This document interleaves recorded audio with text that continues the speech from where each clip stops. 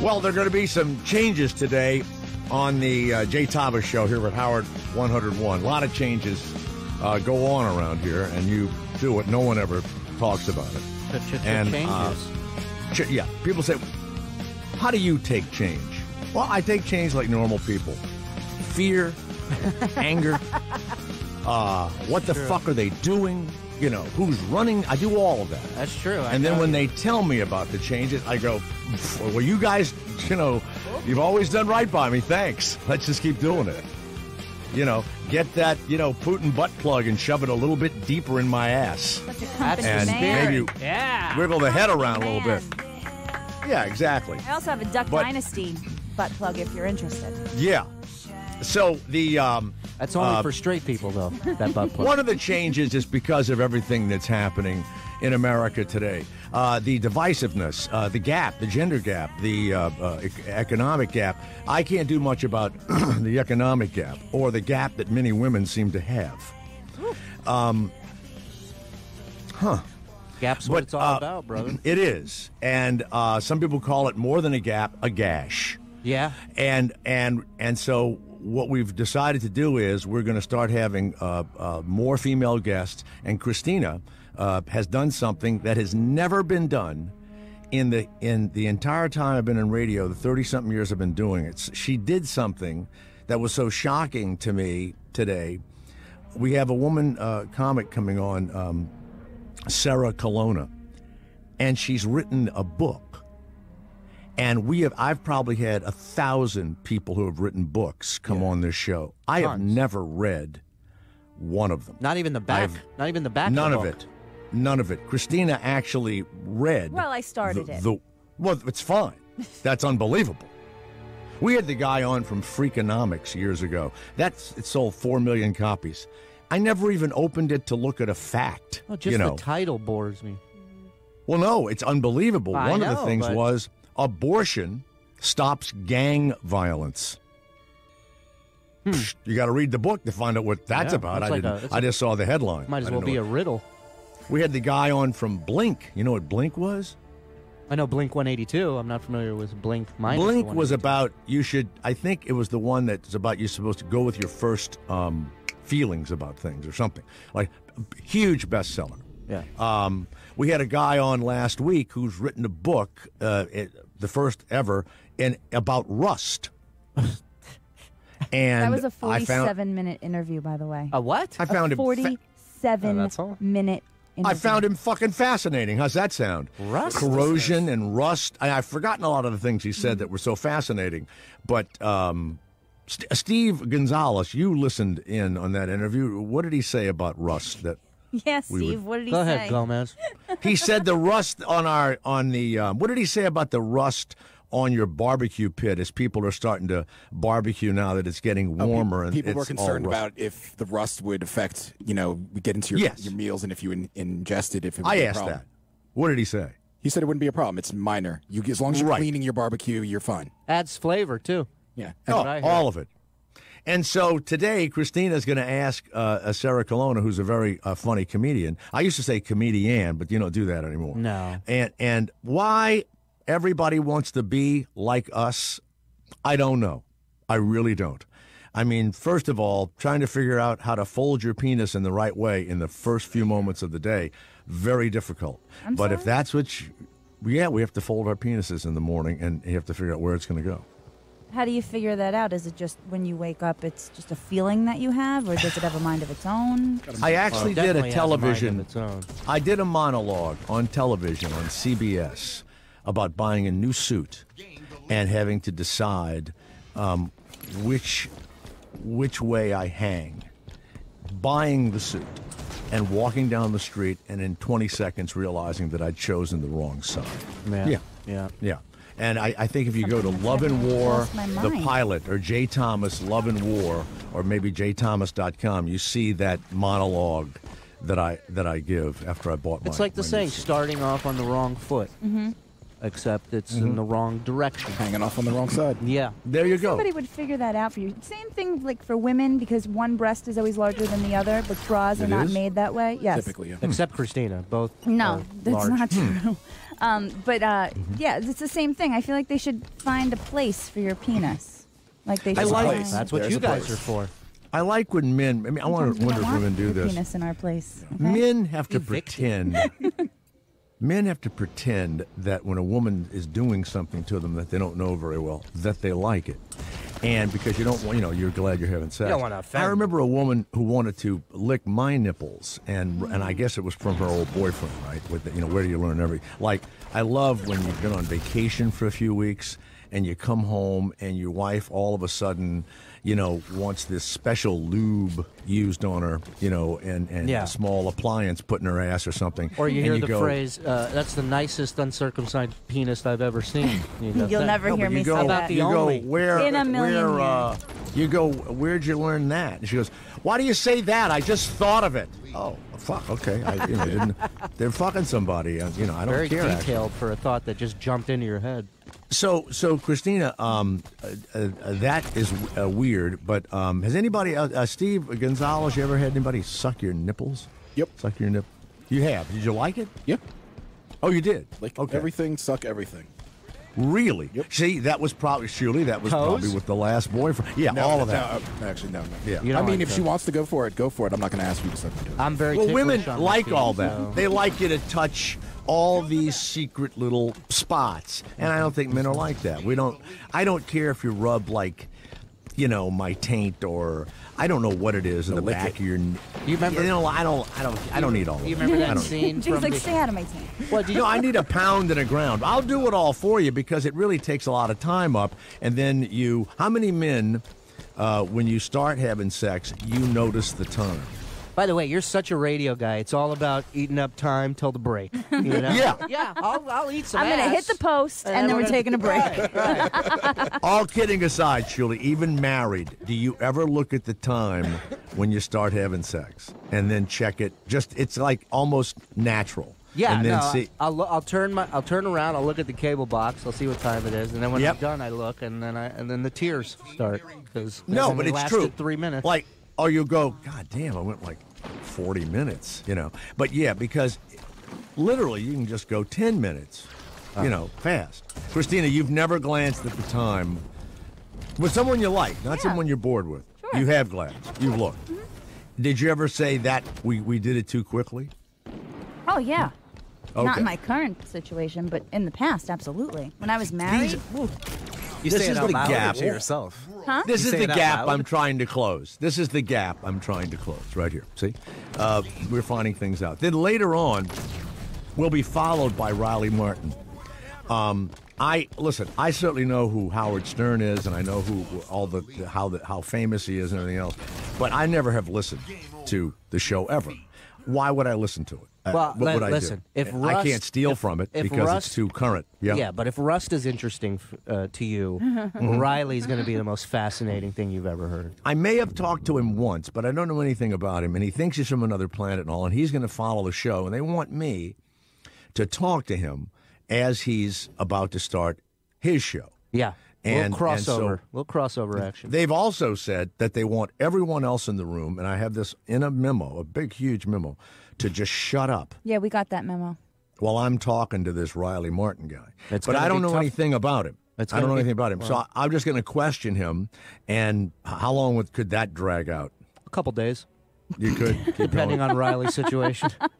I mean, he won't admit that he was born to a regular mother and stuff in some state somewhere? He has a mother and father. He is aware of that, but he has been approached and picked by the extraterrestrials to kind of be an ambassador to them. What's the here planet on Earth? What planet is it? I believe they're Targetians. Biavians. Biavians. Thank you. But Targetians are another group. Like Biavius people? Biavians? Biavians, yeah. I don't know. He'll explain it all to you. Right. He is the one to ask. Yeah. We cannot do it justice. Yeah. And by the way, another sad change is coming today. They were going to wait until after the show is over, but Steve Griffiths is no longer going to be with us after today. Thank you for telling me at the beginning of the show. You know what? Why do people wait till the last minute on Friday to get rid of people? I've always thought it's more fun to watch them squirm. But then, In the Balkans, when the snipers would see a mother and a child, they would shoot the child first of the offending, tribe, and so that the mother could watch the child die. This is absolutely true. And I don't know if you know it or not, but Happy I'm from Friday, everybody. I'm from Mesopotamia.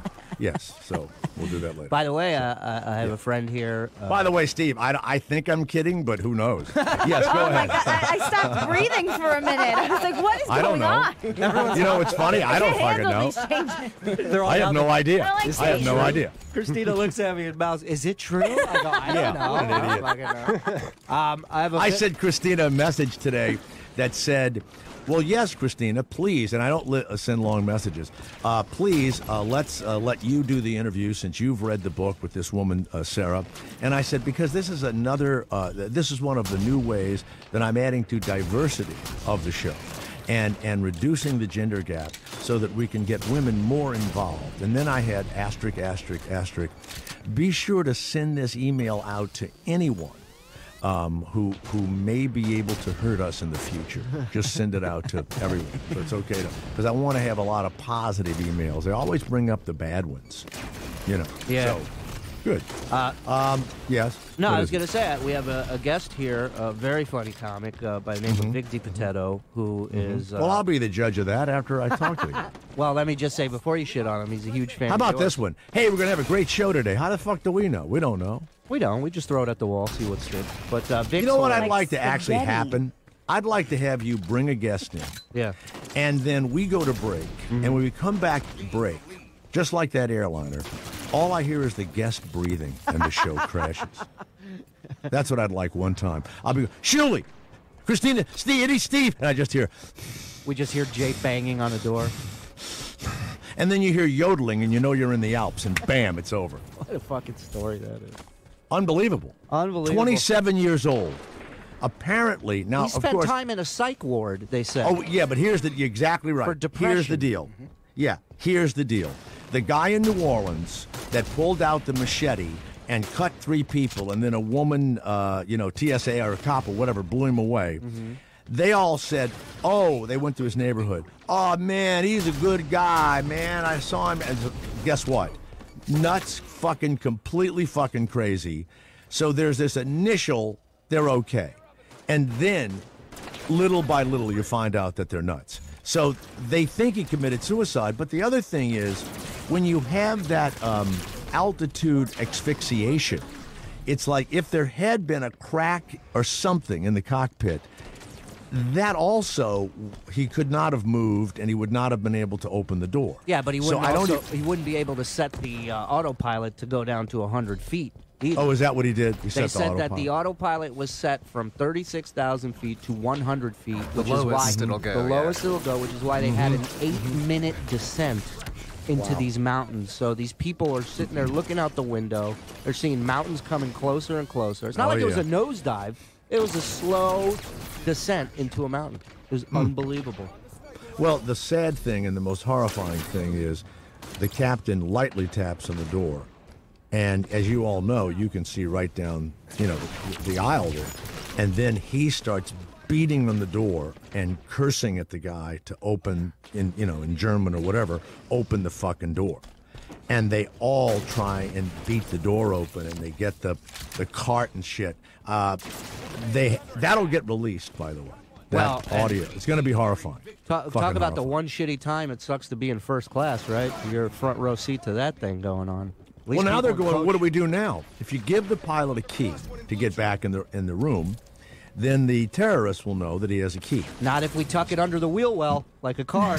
Well, that's where I put my keys there.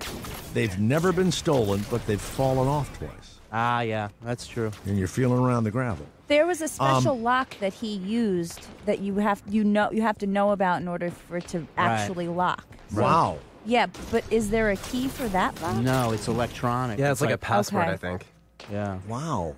And then the other thing is, in the United States, the stewardess goes in there, and I would immediately, now listen, even though I'm saying that this is we're opening a new chapter here. I also believe that in an emergency, what I'm about to say, no matter how divisive it may sound, I really believe this. If the pilot starts to act up and look like he's going to do something, the flight attendant is, in my estimate, should blow him immediately, and that will stop him from any negative thoughts. Or as you're boarding the plane, just be like, "Hey, yes, I love you, man. I just want." Who in the studio while getting a blowjob has had a negative thought? Listen, I'm out of this anybody? one. I quote. Anybody? Yeah. While getting roadhead, I thought about crashing. That's negative, right? You did? You mean I was afraid I was on a highway? I'm like, I was. Oh, you were afraid. Oh, that's a negative You thought? didn't go, I'm getting a blowjob, I'm going to crash. No, but I was distracted Had from the several blowjob. negative thoughts while giving a blowjob. No, that's Me what. too. No, listen. If it's a woman pilot, you too. Steve Griffith said that. No. You too. Julie. No, Julie said that. Steve's done with the show. He's no longer here. Oh, that's right. I'm sorry, Steve. You're back in Serbia already. Well, is your friend in the studio? Yeah, Vic's here. He's being. Vic is in the studio. Hey, Jay, how are you?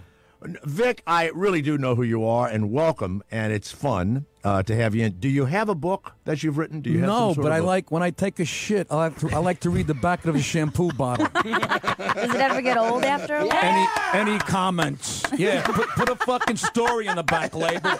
Give it a stand. Let me see what place the Yankees are in. Any comments? Then I look in a pail. There's two fucking tampons from my daughter and my wife. They're synced It up. looks like the mummy's dick. It's wrapped in 17 miles of toilet paper. I take my son. We go camping for 2 weeks. Wow.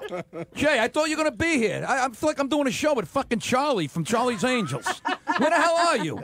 I am in, today I'm in California. Next week I'll be in New Orleans, and then soon North Carolina. I travel all over the place. Let me tell you, Thanks I for just being gotta in there. say, Well, listen, you're my kind of guy. And you're my kind of guy, Jay and all of the stuff you do doesn't get you on late night talk shows because the tampons looking like a mummy's dick. I mean, they're come afraid on. of me. They're afraid of my anger and my honesty. That's why I am. There's not anger. You're pragmatic. Yes, because I tell the truth. Passionate's a good word. Just No, eliminate. pragmatic. It's the truth, is what it is. Well, it is. I don't need any fucking help from you, or as Lena Dunham would say, Jew dog. Yeah, Steve Griffiths. Did you read about? Hey, Vic, did you read about that? Lena Dunham has written an article saying that should I have a Jewish boyfriend or a dog? I gotta be honest. I tell you, all I read is the shampoo bottle. I don't give a shit about And these so celebrities. everybody is up in arms, Shuli, about Lena Dunham equating getting a dog or having a Jewish boyfriend. I didn't quite Both get what can the make problem. you feel guilty, I imagine. So, you know. According to getting a Lena, German both Shepherd. never bring their wallet to dinner. What is that? That's so old. Vic, have you ever known Jewish people to be especially cheap? No, not where I come from. No. You kidding me? I grew up in the borderline of Bensonhurst and Borough Park in Brooklyn. There was no loose change Yeah, around there. and you heard that expression. Oh, I Jewed them down. They get Jewed them down. They get upset. I walked in with the hat and the curls. I got half price. You went undercover? Yeah. You know what's funny, and you and I are both. I'm Sicilian, and you're Italian. We're just as cheap or as weird as Jewish people, but we never get attacked for that. You ever notice that? Well, in fact, we're dumb with. They act like we're dumb with money. Right? We're cheap in different ways. Like my father-in-law, the longshoreman. This guy with shit $100 bills won't put the air on to say 3 pennies. That's right. Well, But I'm that meanwhile, way. you go out to him, he pick up the check. Right. Everything right. has to be eaten in the house. Exactly. And if not, it goes in the freezer. Right. If it's any left. Right. My wife was raised poor. They always had a shitty car, and the mother would cook like beans or chicken or something on Monday, and they had to eat it all fucking week. Well, she marries me, right? She steps in a pile of golden feces. And she won't eat leftovers, and I cook stuff at the beginning of the week, and I like to eat it all week. She won't do that. Yeah, it really is. Is that Italian or is that Jewish? What is that? What is that? What is your wife? What is she? She's her dad was Jewish, and surely that means she's not Jewish. Right. It's got to be the mom. The cum doesn't count. The vagina. The vagina has to be Jewish. And her mother, but the depression thing, Vic, that depression thing. Right. Well, You know. Ambarese, that's like Chinese to the rest of Italy. That's a whole different dialect. I never heard of it, Bades. They're from Bari, right across Greece, the Adriatic. Mola di Bari, like husband is Watun. It's a whole different dialect. Really? Yeah, my mother-in-law. If somebody's your family would not understand my family. It's like Chinese to the rest of Italy. Have you ever tried to lose this horrifying accent you have? He has. I love this accent. You never went to school like Christina. We sent her to school. I used to have kind of a southern, like a New Orleans. I talk like this at a New Orleans. Hey, man, where you at? Your mother, like that. And I changed it. I can still do it. Did you ever think it held you back for television or whatever, having this? Nah, I mean, like I'm doing a movie with Kevin James. They got me as Gino Cisetti. You're not doing, and they're not doing Mall Cop 2. Tell me they're not. Yes, I'm doing Mall Cop 2. Come on, let's go see it. I'll get you tickets. I play Gino Cisetti, a mall cop from Staten Island. All right, I'll go see it because you're in it. Thank you. I'll go Thank see you, it Jay. You're going to love it. It's a great movie. April 17th it comes out. This is what I'd like to do. I'd like to play a little bit of Vic and then go into a break, Steve. Vic, where are you performing so we can tell people? I'm all over the place. The Borgata in Atlantic City, the first show is sold out. I'm there from March 29th to April 4th. The Westbury Music Fair, May 23rd. Yeah, I'll be opening for Vic that show. And Shuley. Yeah. At the Westbury Music Fair. It's a different name now. They change it every 2 weeks. Yeah, I don't know. Like, all right. UCB Theater now or something, or I don't know. And then I Play America in Jersey. That's another big venue. I'm there. Has your wife ever commented on you and told you not to say something or don't be so vile about the family or something like that? She's used to it. She comes to my shows. She comes to your shows? Yeah, sometimes. Not like she. I'm doing this 33 years. Now it's like, she could do my act. You see me so many times. That would be funny, wouldn't it? You pass away, your wife just continues as you. Nah, she's a camera to her is like garlic to Dracula. She's I'm the ham. She's the behind the scenes. She doesn't like to go on in front of people. I was kidding, actually. I know. So was I. I mean, really, you were really going into something deep there. By the way, it's vic-comedy.com. No, that's an old one. That's an old one. It's which one? It's vicdibitetto.net. That's easy. Yeah. Dick DiBotetto. Vic DiBotetto. Vic DiBotetto. D-I. See, I was having trouble with the Vic, not the DiBotetto. Wow, usually they fuck up my last name. Yeah. D-I-B-I-T-E-T-T-O. Right. Steve Griffiths, play some Vic DiBotetto, and then we'll go to break and come right back on the Jay Thomas Show. That's a lot of money, $7. I went to the show in Pennsylvania. I drove over a little bridge. It cost me $0.25. I almost laughed in the guy's face. I gave him $1. I'm like, here, take care of the 3 cars behind me. I felt bad. Peanuts. That's not a toll. That's begging. What the hell is that? I'm from New York, the city that never sleeps. That's why it looks like shit in the morning, right? Pennsylvania. They don't have the street smarts that we have. New York and New Jersey should get together, just take over Pennsylvania. You ever drive in Pennsylvania? See a little fruit stand, little vegetable stand, nobody behind the stand, just a mountain of fruit with a note and a basket. What's the note say? Please leave money in basket. Yeah, okay.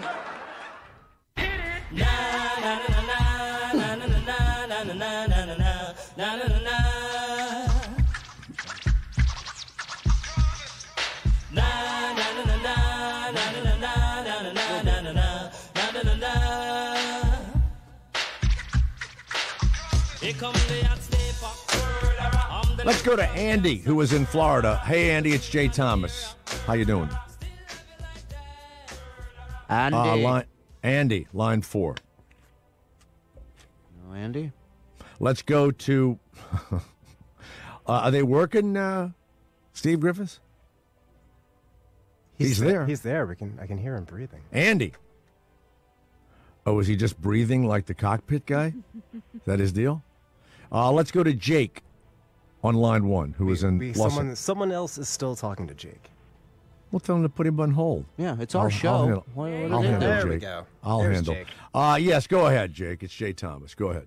Hey, how you doing, Jay? Good. All right.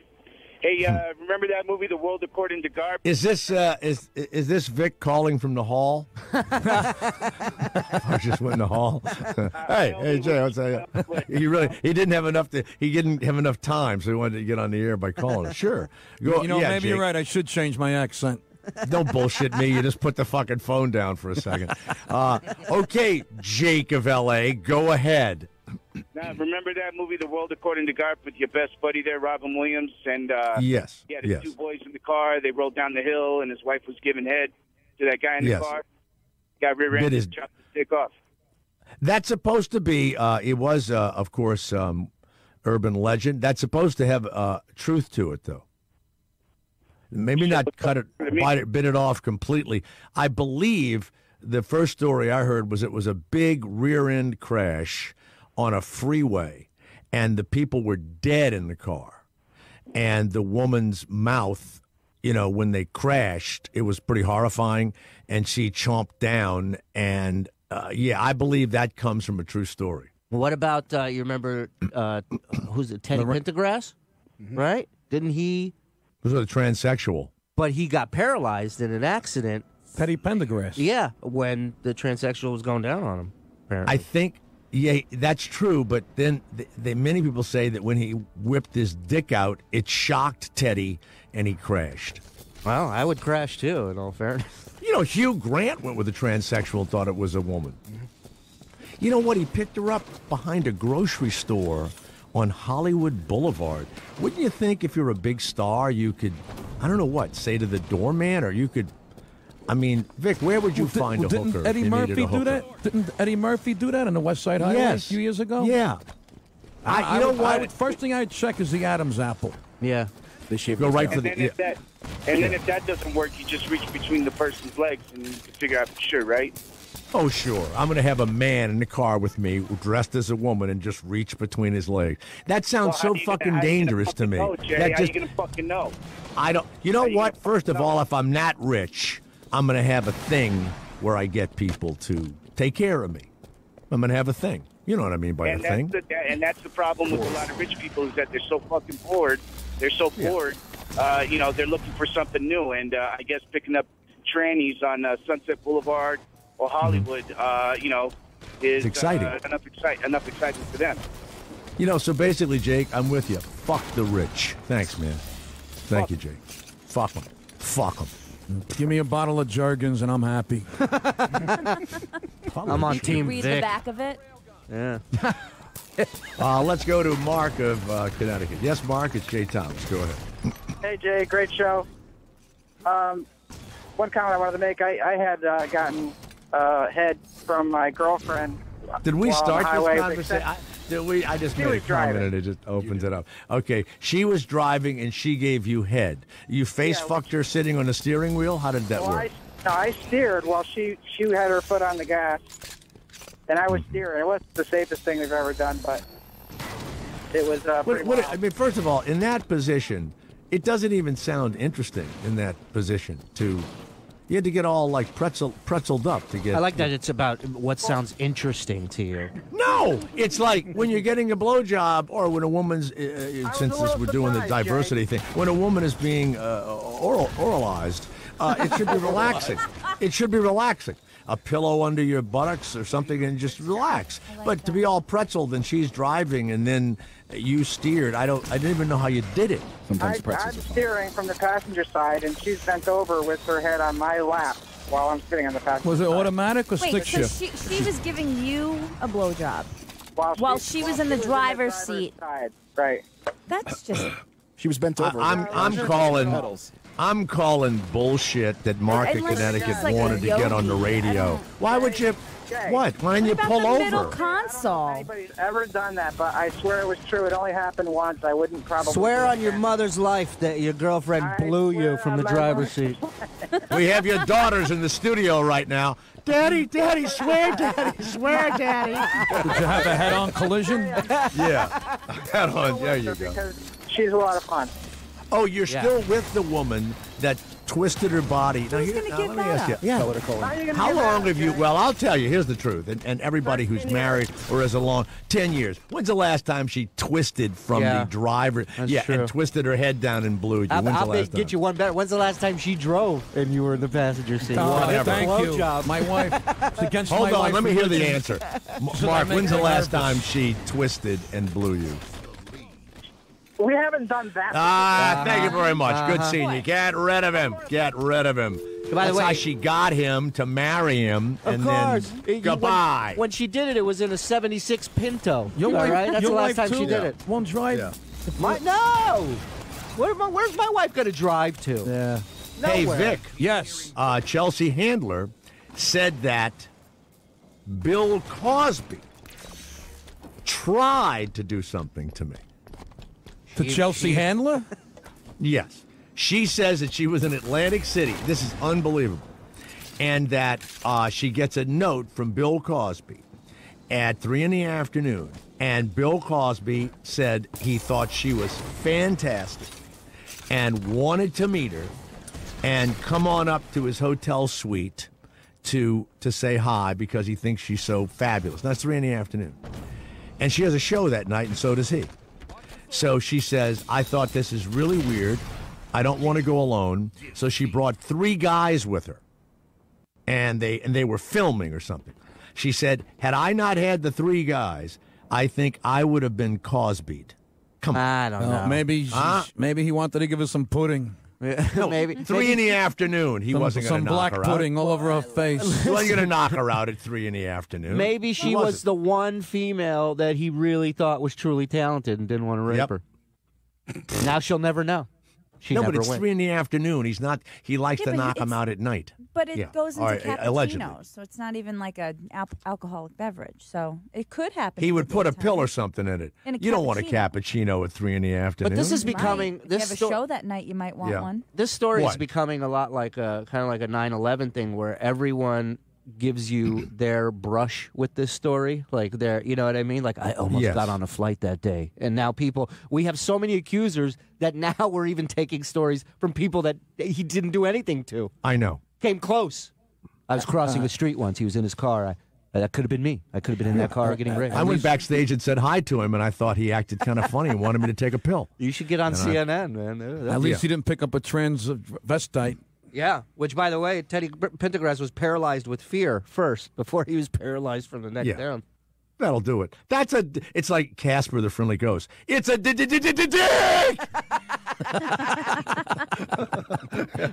That's my favorite cartoon when I was a kid. I'm eating cereal with my brother, right?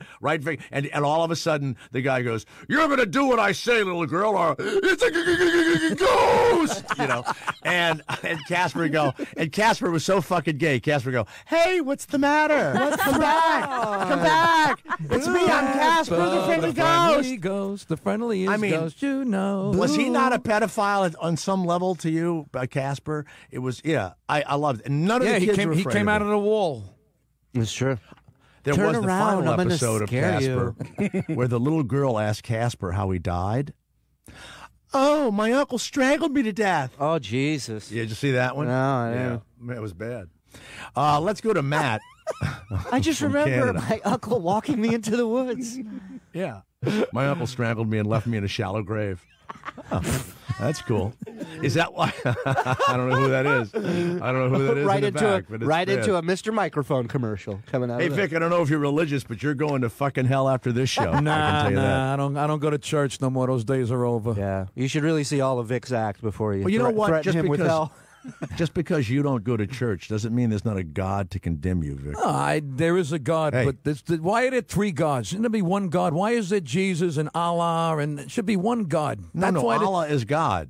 Why is there Jesus and Buddha and Moses? The son of. That's why there's wars, because of religion. L. Ron Hubbard. I mean, how many gods do we need? No, wait a second. Allah's God is just another name for God, and then Buddha is a spiritual figure who may or may not lived. He was kind of a spiritual figure like Gandhi or like the Dalai Lama, but Jesus was the Son of God. All right, so who's God? He's a guy. Just this guy. He's a guy. You got a guy. I think he's a transsexual. What do you think of that one? What do you think of that one? Hey, I'll get you this bread for $2. Maybe you heard of my dad? I'm Jesus. You know who my dad is? By the way, the pilots in wherever, Iraq or whatever, blew up the wrong group the other day. Our guys bombed them, and they questioned them, and they go, "We don't know who is who." And I'm looking at it going, no shit. No fucking shit. They don't know who's who down there. They can't tell. They don't wear uniforms. They ought to have like a Sunni uniform, a Shiite uniform. The ISIS guys actually let us know who they are because they wear that Norma Kamali black, Christina. They have all. Well, you see it on their eyes. Stuff. When people take pictures of these guys, does the photographer bother saying smile? I don't know. I mean, really, they have their own country now. They should be happy about something, right? Well, in Libya, they are missing 12 airliners. I read that today. 12. Who knew they even had 12 airliners in Libya? I'd love to be in the camp with going, Ahmad, can you think you can figure it out? How to get it off? How to go? They have some guy who can run like a tractor or something. They don't know if they have anyone that can fly it yet. How about That's the pilot walking onto the tarmac going, I know I parked it here. What the fuck? Why the fuck is it? What? All right. They think they're going to crash into the Vatican. I'm a joke. Jesus. They're going to take it off and crash into the Vatican. That's right. Matt of Canada. It's Jay Thomas. Are yes, they Matt, aware go that ahead. these planes are landable? I don't know that they're aware of that. You don't get that far. No. You don't get, no. Hey, how you yes, doing? Matt. I'm good. You think the Jews will share that Iron Curtain with the Vatican? Maybe they should stretch it out a little bit, eh? Think the Jews will share the Iron Curtain? Get rid of him, please. I don't even know what that means, but it sounded That's racist. a big fucking curtain. Yeah, well, what that meant. Holy shit. Will the Jews share the curtain? Guy's answering Will the questions nobody Jews was share asking. the Iron Curtain? What was that, Vic? What, Vic? He's answering questions nobody's asking. You like Christmas? I have 2 nephews.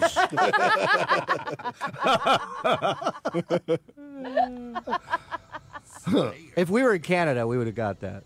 We're not. I don't know what that was. Well, your Jews going to share the curtain with ISIS, eh? Yeah, let's go to John in Brooklyn. Yes, John, you must be a huge fan of Vic De Benedetto. I certainly am, and I hope he never loses that accent. Really? Can I tell you something? It's really ugly, and it's holding both of you back. Yeah, and you said my name wrong, Jay. Come on. Vic De Benedetto. No. He's going to do this all show. That's Tony Vic Bennett's real last name. De Benedetto. Oh, I got to say D? Yeah. Oh. Well, it's part of the fucking name. Hold on. Come on, Jay. So your accent in this fucking unpronounceable Di name. Benedetto. Di Benedetto. Vic De Benedetto. Michael John, Corleone did this. hold on a second. John, what's it? John of Brooklyn. Don't help him. What's his last name? Deep Benedetto. Jesus Yeah, you see? Christ. Oh, my God. Even one of your countrymen can't. Your cousin can't even say What's it. next? Was that- Diabetes? Some fan he is.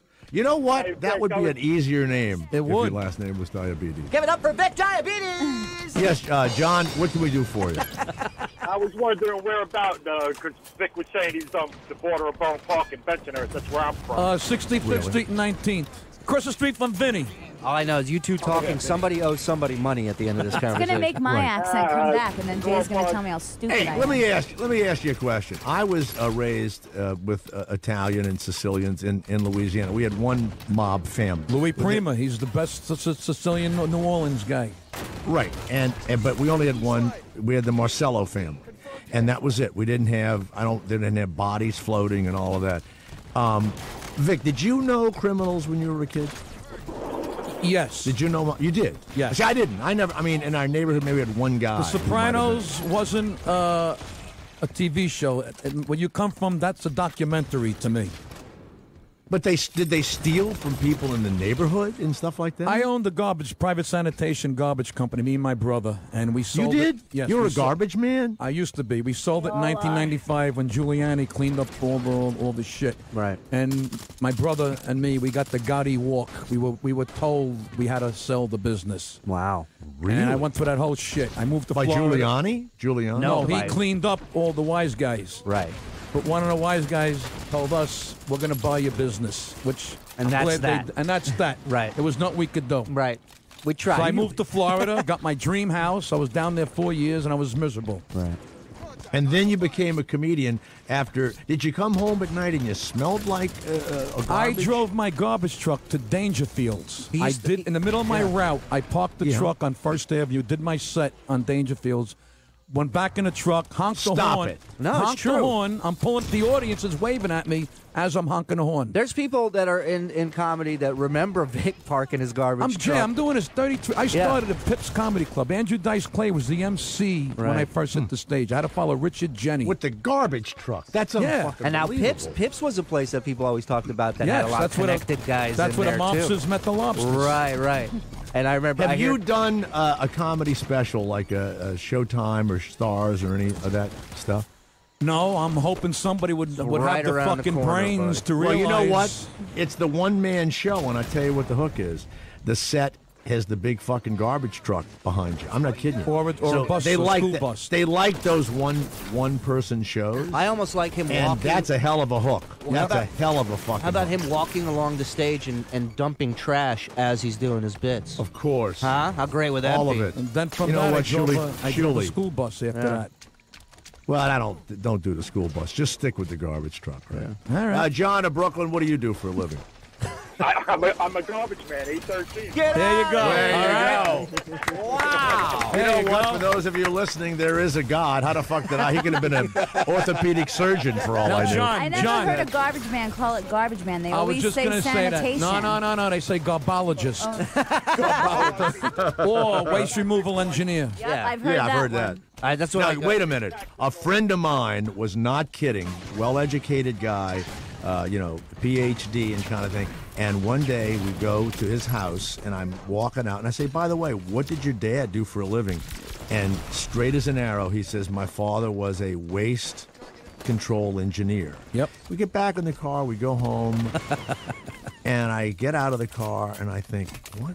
That's like a joke for garbage man, but he meant it. Yeah. Because I guess because he was so, educated, or he didn't want to say trash man or whatever the fuck it was. Were you ever embarrassed, Vic, that you were? Nah, growing up in New York, you right owned away, it. Right away, You owned it? well, even if you don't own it, you just say garbage. See, city is different than private. If you say private sanitation, then you get the double look. Like, oh, boy. Right. This guy's. Meanwhile, they don't know. I'm doing Uncle Ha-Ha's for $12. Can you do the It's a very garbage truck well-respected whistle? profession. When I was a kid, they would whistle to get the truck going to the next can. No, Did you do I that? can't whistle. I use the horn. Johnny, do you whistle, John of Brooklyn? No, actually, I drive a roll-off to be technical. I don't drive a garbage truck, but... What is that? That's pussy garbage. Nah, the roll off. roll-off. What Roll is off that? is tough because people overfill it and you get a ticket. That's Yeah, what's that's tough the about it. thing. Now, what about the lifting and the? You ever find a dead body, John? Nah, but I worked at a place where one went through the system. Do you remember Star Recycling, Vic? Yes, I do. Yeah, we found a couple of bodies in there. I used to pick up an abortion clinic. We used to throw the little babies away. Get out. No, you Yeah, didn't. yeah. it was You know fucked what? up. Hey, the comedy. Enjoy your food, everybody. Di Benedetto, ladies and gentlemen, the comedy stylings of Vic Di Benedetto. Is it like bottle recycling? Do you get a kickback for each one you throw in there, like a nickel? Or Jesus a Christ! Yeah. Oh my God! What are you gonna do? I saw a rat. When give you birth do the one morning. one-person show, you got to make up some emotions when you get to that part. Oh yeah, I know. I could cry. Are you kidding me? Yeah. Talk about how you brought it back to life, man. Yeah. Mouth to mouth, right there. I saw a rat give birth one morning. That was nice. The whole special. tell you, I Circle may of want to life. produce this. Circle I of may life. want to produce As I'm having this. a bagel and coffee, I'm watching a rat give birth. John of Brooklyn, thank you very much, John. Thank Yeah, you. one more thing, Jay. What? Chinese restaurants, the worst stop. Oh yeah. We were talking about the other day. I'm not a fan of the Chinese, and I found out that I'm not joking. The food or the whole race? No, the entire no, not the ones in the United States. I'm talking about the ones in China that I Gotcha. truly believe are trying to poison us and kill us. And I'm going to tell you why. They really, even though we owe them money, they can't stand us. And just recently, I went to buy some flooring. This almost destroyed lumber liquidators. The flooring has this formaldehyde in it that if it's hot or cleaned by certain things, I guess the fumes can come up, and it's terrible. So we saw this sign the other day. Then my nephew's dog ate some dog food, died, Chinese dog food that was packaged. And I heard that Whole Foods sends their private store brand over to China to be processed. And I'm thinking, well, there's shitting in it, pissing in it, making $3 a day or whatever, and slowly but surely they want to kill us. I mean that. And I was thinking, I don't eat at Chinese restaurants. I don't know what all that is. They never look happy to see you. When's the last time you went to a Chinese restaurant, Vic, and they greeted you happy? I used to go, when I lived in Florida, the Chinese guy had a southern accent. I almost peed in my pants. Well, there you go. You want an egg roll? How about some chicken chow mein? Then you get there 10 minutes giving the whole order. They turn around, they scream into the kitchen, that's the whole order. Right. Inga! And that's the whole, how the fuck do they do that? You ordered 18 things, it's one sound. Yeah. We had a 6'7" Chinese sheriff in Jefferson Parish, New Orleans. Oh, my God. Harry Lee. And his dad owned the first Chinese restaurant when I was a little kid. I remember it. And he is 6'7", and he had a southern accent, wore boots and a cowboy hat and a 6-gun. And he was the sheriff until, I don't know, like he died about 6-7 years ago. Yeah, Harry Lee. His sister married Mort Saul. What do you think of that? Let me ask you a question. Right. Sure. Yeah. When you empty when you pick up trash at Chinese restaurants, does that look like a Cat Lady episode of Hoarders? Like there's it's just disgusting. It's got to be in right? the summertime. It's just there's maggots coming through the bag. And that shit stays on you. It stinks. By the way, you know how gross it is? He didn't say the dead babies were gross. The Chinese trash was gross. I tell you, the maggots. I got no... Hey, John of Brooklyn, have you ever thought about doing stand-up comedy? Because the maggots, dead bodies, abortioned babies, it sounds like just a fertile... But times have changed. There's no parking arena for a garbage truck out there anymore. Yeah. You're not going to be able to pull You ever up thought about like comedy, Vic? John of Brooklyn? No, I don't have the balls to do the stand-up. Leave that to guys like Vic. Thank you, John. You're like a hero to these people. I'm the working man's comedian. He really is. Wow. Thank you. Let's go to Zach of Arkansas, where they just shit and piss in a like a little canal in front of their homes. Zach, welcome to the show. What an intro. Jay. Hi, Jay. Yeah. So I used to live in Arkansas. I called before, and I just moved to Louisiana. And get rid of him. Get rid of him immediately. Get the fuck rid of him. Wow. I could tell where it was going. He's a fucking Arkansas bigot. I'm from down there. I could hear it coming. You're good. The setup. You're good. Oh, yeah. The setup. He was going to... Half the time, he doesn't even have to pick up on him before he hangs up on him. No. He's like me on Facebook. I got zero tolerance. Right. Block. No, there's not tolerance. I've been doing this a long time. I know where it's going. He may not even be from Arkansas. Wow. He's not. Guarantee you he's not. Yeah. Let's go to Tim, who's in Sedona. Yes, Tim. Didn't you live there, Shuli, in Sedona? Did. I loved it out there. Yeah. Did you bring back any of the magic rocks? Or I have some crystals. We used to hike up. Listen to this, because that's when I first started smoking weed with my roomies. And whenever we wanted to go buy weed and we didn't have money, we would hike up to Bell Rock, which people believe... Hold on a minute. Hold on a second. Tim, to prove you're from Sedona, where exactly is Bell Rock, Tim, of so-called Sedona? Bell Rock is... Now, I mean, to say where it's at, I guess it's on the southern... Are you... wait a minute. Are you from fucking Sedona or not? Actually, I live in Cottonwood, which is... I lived in Get Cottonwood. rid of him! Get rid of him! Be gone! You have no power here. You know what? You're not going to call up here and give yourself a better address. No. I could tell... Now, Vic, are you impressed? I knew he wasn't... I wish you were here. Vic, I knew he wasn't from Sedona. Isn't that sick? Let me go get the bat. I could hear him. I could hear not from there. You know what I'm saying? I don't even know he what might as well Sedona said is. United States. Where is Sedona? You know? It's in Arizona. Oh, okay. Let's go to Smokey from the Bronx that says that Vic has actually picked up garbage at his home. Turn the radio down, please, Smokey. Smokey, welcome to the show. Smokey. This is exactly the last sounds of that airliner. Oh, God. Just like this. There are people Do you think talking. the pilot was yelling Smokey? I don't know. Hold on a second. Smokey. Yo, what's up, guys? What's up, turn your Smokey? radio down. Hi. Turn your radio down, Smokey. Go ahead. No, it wasn't the radio. I was ordering food. I'm sorry. I got the munchies. Okay. Vic, how's that shed holding up? The what?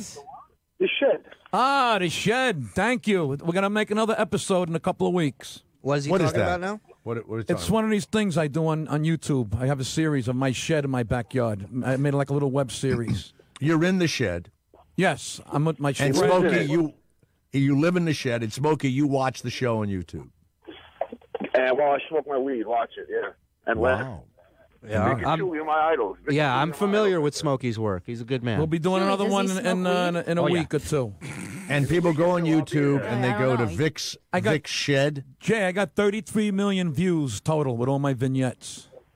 Why don't you start charging for that? Yeah, well, I'm working on it. But does charge $1? YouTube No, wait a minute. Right? How about this? No, I'm going to charge $2. If you charged a dime, wouldn't that be $3 million? Yes, it would. You're listening, Russell? That's my manager, Russell Best. You know what? He lives in your old neighborhood, Chapel Hill, North Carolina. I want to tell you something. I've never been to Chapel Hill in my life. But I want to tell you something. And don't ever say that again, please. Okay, you got it. I have a thing about Chapel Hill. Uh-oh. I don't like it. He was raped there. Yeah. By Chinese food by Bill there? Cosby. But the thing is that you wonder sometimes 50 cents or a quarter or whatever to view it. And it's like, it just seems like, people would do it and put it in a credit card and it's a quarter. And it would help so much, but it's the free thing that drives me nuts. I agree with you. About the internet. You're right. I know. Well, try it. Try charging. I am. All kidding aside, if it's 33, let's say it's only 10 million. Right. Right? It's $10,000 for a dime. I know. We're working on it. I got a half Jew, half Sicilian manager. Gotta go Managers all Jew can't all the make way, decisions like this. Managers can't decide for garbage collectors. They can't do that. You know what it's like down there. I had to go do the collection. That's another story. Right. Collecting. Let's go to Ken, who's in Canada. Yes, Ken, it's Jay Thomas. Go ahead. Hey, Jay, I used to have a job similar to the garbage, but I used to pick up at the slaughterhouses. Ugh. And they would have green garbage pails, and guts would be in there, the hooves would be in there, and they usually had the heads sitting on the top. And I would the heads would be on the dock. But heads of what? What animals? On the dock of the bay. Yeah, we need Otis Redding as soon as you can get him, please. Yes. So the heads would be on the dock of the cows on of the on the dock, on the top of the garbage pail. The garbage pail would be full of the guts and the hooves and everything. Yeah. The stomach, the liver, all that. And then they would set a head on the top. And I would pick all that up, dump it into the back of the truck, and it would go to the renderers. And they'd render it. Wow. Right. They render it down, they make oil out of it, and the oil is used for everything from antifreeze to lipstick. Wow. Wow. And if I'm dying, Vic, you and I are so excited about this garbage call. Yeah, this is, what animal? Cows, I assume? Yeah, slaughter cows, for beef. Wow. By the way, this On just the butcher in. shop. Vic and I will be charging a penny per tweet on our Twitters. We're going to try and retire. Get out of this shit. All right. Thank you, Ken of Canada. Thank you very much. Your audio and video is coming up in a few minutes. Let's go to Tim, who's in Arizona. Yes, Tim of Arizona. It's Jay Thomas. Go ahead. Jay, I'm sorry before I said I was from Sedona. I just want to clear first before I ask. Wait a second. You're the same guy that just called. Hold on. I said it would have. Wait a minute. It would have been better if he'd have said he's from Arizona. So you've called back and you say you're from Arizona. Is that what you're saying? Yeah. Get rid of him. Get completely rid of him. Yes. You're not going to steal my shit in front of me and then call back. I'm not going to You can't call back stand more than for once on this show in a day. No, you're done. Yeah. But Cottonwood's lovely. I've been there. Let's go to Coulter. If you say that again, I want you to leave the room. I don't want to hear about this suburb. Let's go to Coulter, who is in Texas. Coulter. Now, what I love about this guy is the quarterback. Now he's a pro. Colt McCall. Colt hung up. That chicken shit. I was going to just say you named after a gun. That's it. Jim of Tampa. It's Jay Thomas. Go ahead. Hey, Jay. One of the things, is Chapel Hill like your Niagara Falls or Susquehanna? I don't know anything about Chapel Hill. Jack in the Box is his Niagara Falls. I was the basketball announcer for the University of North Carolina at Charlotte, UNCC. And I played football against them when I was at Central Piedmont. Chapel Hill is where the University of North Carolina is. Now, I know a lot of people from there, but I've never announced for it. I might have visited Chapel Hill once, and I'm a graduate of Jacksonville University. But here's what's strange. Depending on the site you go on, I either have a master's degree, a law degree, or a PhD from the University of North Carolina. And I have never one time ever told anyone that I had any degrees in that place. So if I were running for office, they would depose me and throw me out for a lie on my resume that I know nothing about. Did you hear? What? What? Wikipedia. That's what I'm saying. It's in Wikipedia. I've called Wikipedia, by the way, and I said I want to edit this thing. It's all bullshit. Them? Yeah, you can get a guy on the phone, or you can ask them to have a guy. Oh, yeah, they'll call you. You give them your phone number, and this editor calls you, and you can have a major discussion with someone at Wikipedia. I've done it about 5 times. They will not let me edit my own Wikipedia page. They won't let me do it because I may lie, and I can't. So I said, well, I didn't go to University of North Carolina. They said, can you prove that? I said, well, how can I prove it? I have a degree from Jacksonville. It's all about reasonable doubt, buddy. Really stupid. Really dumb, but that's where it is. Well, if you all go right, to my Jim. Wikipedia page, it says I was a garbage man and I drove a school bus. You didn't like school, I take it. I didn't like driving a school bus. What did you? Kids were horrible. Oh, yeah, I had the future criminals of Staten Island on my bus. How old were the kids that were on your bus? From 9 to 13. And what's like the craziest thing that happened when you were driving the bus with these They kids? would throw shit at me. At and you? my wife. My wife was the matron on the bus. Oh, my God. Come on. Yeah. Do you ever get up and fucking... Supposedly, you can't. I know you They have can't, all the but- laws. They have all the laws. We're just donkeys. That's all we are. Or chooch. Whenever they arrest a school bus driver because they find that either he or she is drunk or stoned or something, I'm thinking, no shit. Yeah. I would have to be completely anesthetized I mean, to right. get in a friggin' school bus. There are some jobs where it should be a requirement for you to get high. Oh, they randomly test you. Anything with a paper hat on your head, they should just hand you a fucking joint with that uniform. You know, people are always asking me about, I don't believe everybody ought to have a gun and all that, but there are certain instances where I do believe people ought to have a gun. Definitely. And I believe little, thin kids should be able to carry guns in school buses. So when a guy bullies them, they pull it out and say, I'm going to blow your fucking head off. I'm going to blow it. Please don't play the gun sound when I'm talking about children in a school bus, please. Yeah, but you're talking about them shooting each other. No, I didn't. I said use the gun. Just threatening. Thank you, Christina, You're very welcome. much. I'm with you. And here's what you do. You have a if you don't have a gun, you just open? use your finger, your index finger, and your thumb, and you put an orange piece of tape around the. But it's like I was bullied on school buses as a kid, and it's terrifying. And the bus driver doesn't want to deal with it. They don't give a shit, My right, Vic? first They don't. fight started that. Yeah, Yeah, no matter what I was Puerto Rican and a terrorized white. on a Fight, school bus. Fight. They were banging the hood of the They have all the bus. rights. No matter what we do, we're wrong. I was the white. Yeah, right. So you brought up picking up aborted fetuses and now how horrible the school system is. Do you plan on leaving soon? Because I'm getting down here. No, I got another 2 hours. Yeah, what's wrong with you? This guy, hey Joey, this guy came all the way over here. You're being a little disrespectful right now, all right? How many buses did you take to get to the studio? I took my Toyota Corolla.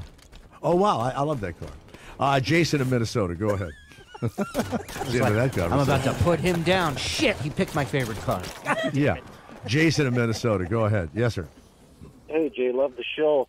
I got a little short story by David James Duncan that I thought maybe your guests would like to read called The Garbage Man's Daughter. What the fuck is this guy talking about? The Garbage Man's Daughter by Jason who?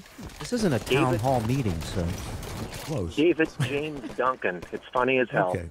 Yeah. Thank you so much. I appreciate it, Jason. Thank you. Why don't you send that to Jay? I think we've gotten a lot of the shut-ins out of their closets and come right to call us. So. Jay's going to send that over to Wikipedia and fax it to MySpace. Since I'm the only one on the show Joe in that reads Minnesota books, was I'll read it a for school everybody. bus. Yeah, Joe in Minnesota was a school bus driver, and Joe, it's Jay Thomas. Go ahead. Hey, Joe, listen. Hey, let me tell you something, Jay. What? I drove a school bus in South Georgia one time back in the late 80s when I quit driving a tractor trailer as a substitute. And them little bastards, yeah, I took them 5 miles out of town, And they got to stabbing one another with pencils and fighting, and all of a sudden I stopped the school bus out there on a lonely dirt road about 5 miles from town, and I told them to calm the hell down, or I was going to have to take their names, or they were going to be in trouble. They told me to fuck off. Hold on a minute. I'm about to tell you, I got my finger on the button. I'm waiting for this guy to say, I killed every one of them little motherfuckers, and their bodies are in a shallow grave. Goodbye. You know, I'll listen to your response off the air. So you took them out, and they told you to get fucked. They said, fuck off, they're not listening to me, to hell with me. So I took the keys out of the bus, walked out toward the edge of the woods, threw them off in the middle of the woods, and I walked my ass and left them crying like babies. Good for you. Very Ladies good. and gentlemen, Joe of Minnesota. Very nice. Wow. What the hell? Is this his one phone call from prison right now? I'll show you. I I'll don't throw know. this entire bus away. So now, Joe, you know, these stories are great, and there's an ending to it. And so you're walking off into the distance. But as an epilogue, I'd like to hear what did happen in the aftermath. The children were left alone way out at the end of town. You're the consenting adult. So you leave these children in a school bus, abandoned, basically. What happened later? Do you go back to the bus terminal after that? What I happened? went back to the bus terminal, got in my car, went back to the beer store, got me some cold Bud Ice, went to the house. I called the bus garage guy, and I said, hey, I quit. You little bastards are out there side the road. It's Miller time. I quit. Your little bastards are where? Now, did you get in any trouble at all, Joe? Were the authorities called after you? No, nobody was called. Their parents finally had to come out and pick them up side that fucking road and get their little crying badasses to the house. Let's hear it again for this. Joe, what year was this? Was the best 1881. 1881 was it the was. best year of his You life. do that shit today, forget it. You go to jail. Now, Joe, did you still get your pension from the school, the bus company, the school board, whatever? No, fuck that. I decided I'd go back to driving a tractor trailer where I can deal with grown retards, not a bunch of kid retards. He'd rather be with grown retards, everyone, than I a think bunch we're of kid all in retards. agreement with that. Nice. Wow. Wow, Joe, thank you very much. great That was call. exciting. Joe is the call of the day so Yeah. far. You know what, Christina? Hold on a minute. The caller of the day. Write that down. You got it. Write that down.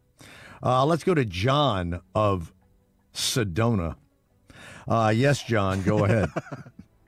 Yeah, Jay, I was just calling to tell you where that mountain was that you're asking about. What mountain? Bell Mountain? Where is it? It's right up your fucking ass. All right, get rid of him. God damn it, get rid of him. Now we've got the Sedona terrorists are calling us. You know what's great about it, Shuley? They'll be so stoned soon that they won't be able to find the fucking dial or anything. Let's go to Dan of Portland, Oregon. Yes, Dan, it's Jay Thomas. Go ahead. By the way, Raleigh Martin will follow us today, and I will be doing a crossover where Raleigh and I don't know a thing about the man. I mean, I know a little bit about him, but I'll be talking to him, and then his exciting show begins right after the Jay Thomas Show here at Howard 101. Yes, Dan, go ahead. Hey, first off, I want to say you were great in Killing Mr. Griffin. We had to read the book in school, and we had to watch the movie. And then Now, let me tell you something about the woman that wrote that book. She wrote that book and about 3 or 4 others, and they were young adult books. And she wrote something about a daughter or something of a teacher or of a woman being killed, and it came true in real life. That's what, and she wrote a lot about killing and students. In Killing Mr. Griffin, my students let me die of a heart attack and don't give me my medicine, and then they bury me, not even sure that I'm dead. And when I was shooting it, I had to lay in a fucking grave, and they threw dirt on me. And I'm going to tell you, you've seen that a million times in the movies. It is no fun to shoot that fucking scene. But who was the author? Do you remember, Dan? It's a woman. Do you know her name by any chance? Joyce or something? Yeah, I don't remember, but some weird shit happened to her. Maybe you can look it up, Christina. She wrote these teen books, and it was always a killing. So you read it in school, and then you watch the movie. The people say this about great books and films. I'm in shitty films about shitty books. Was it close to the book at all? Killing Mr. Griffin was my interpretation of the mean teacher. Was it anything close to the person in the book? I would say, yeah, it was, because the book was, I mean, as popular of a book it was, really the story, well, your role as the starring role really didn't have that much to it. I mean, you were the teacher, and then you had to go out and get tied up and all that. But yeah. Wait a second. What are you saying? I starred in the fucking movie. I yelled and I tried my best with the kids. Know. It was a huge part. It had layers to it, for fucking Christ's sakes. It's like an onion, sir. I don't need any help from you, dog man. Steve. Hey, I'm Griffiths. from Arizona, so just get rid of me, all right? I can't believe you said that. You have any idea the pain you've caused me? When good calls go No, bad. I thought your role You know was what? I feel brilliant. like I'm back in Your that role pit was with the dirt. The dirt being buried. thrown on me again. You're bringing it back. I'm getting like a post-traumatic stress disorder.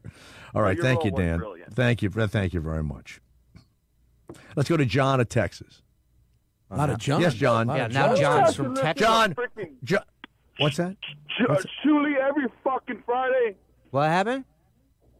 I have to listen to Julie, whatever the hell his name, every Friday. Why don't you kick him out? Get rid of him. Why don't you lose All right, your get stutter? out. Why don't you lose Get your out. stutter? No, don't do that. Don't do that. You can't make fun of a man that stutters. Do you stutter more than this usually, John, or you're just nervous? I don't stutter at all, Jay. Really? Really? Get rid of him. Is it an accent? John. That's easy John, for you to say. you know what, John? John. Yes, sir. You might have a little bit of a little type of a little tiny Just a stutter. tad. Just a little bit of a stutter. John, let's be honest with ourselves today. Johnny. No, sir. Jay, what's going on this weekend? What are you doing? I'm going to big stutterers convention, but it's going to take me a while to get there. All right. Thank you very much. Thank you, John of Texas. By the way, if you notice, Vic, we bring them on, whether they're good calls, bad calls. Yes, yeah, makes no difference. You're a consummate radio personality.